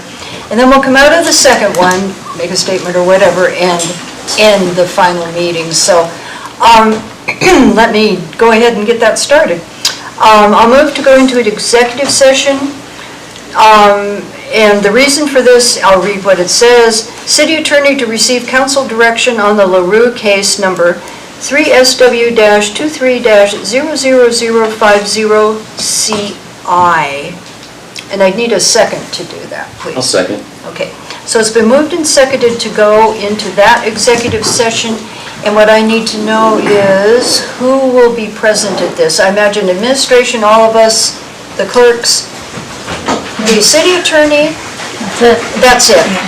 So, as all of you wonderful people, and I appreciate you being here, as you all get out of here, we can shut the door and do that. And then I will, I don't need to gavel us into it, you just need to turn off the... Okay, ready for everything to get shut off? Yeah.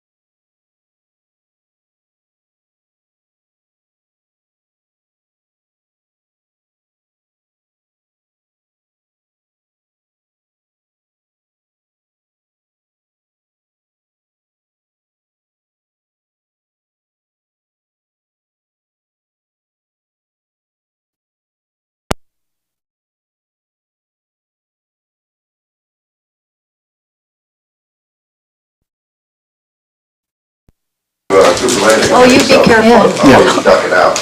Okay, the mics are on. All right, come on back, gavel us back in. As soon as the, 10:18. I assume the nature of this. Back on the air. Yeah, you're good. okay, I'm going to bring us back to a session. It's 10:18.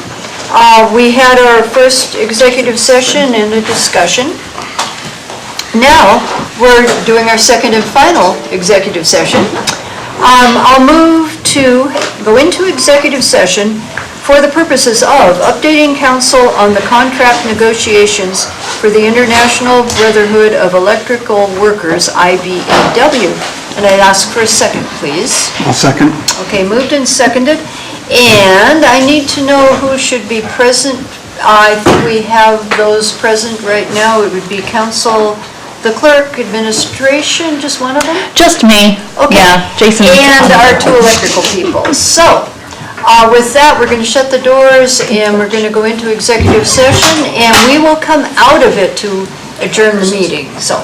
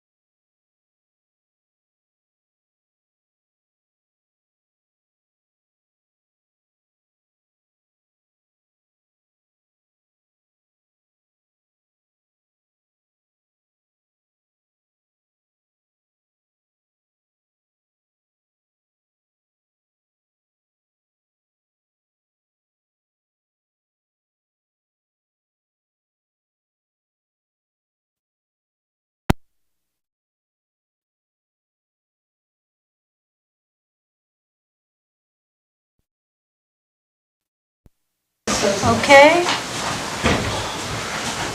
10:52, we're back on the air. okay.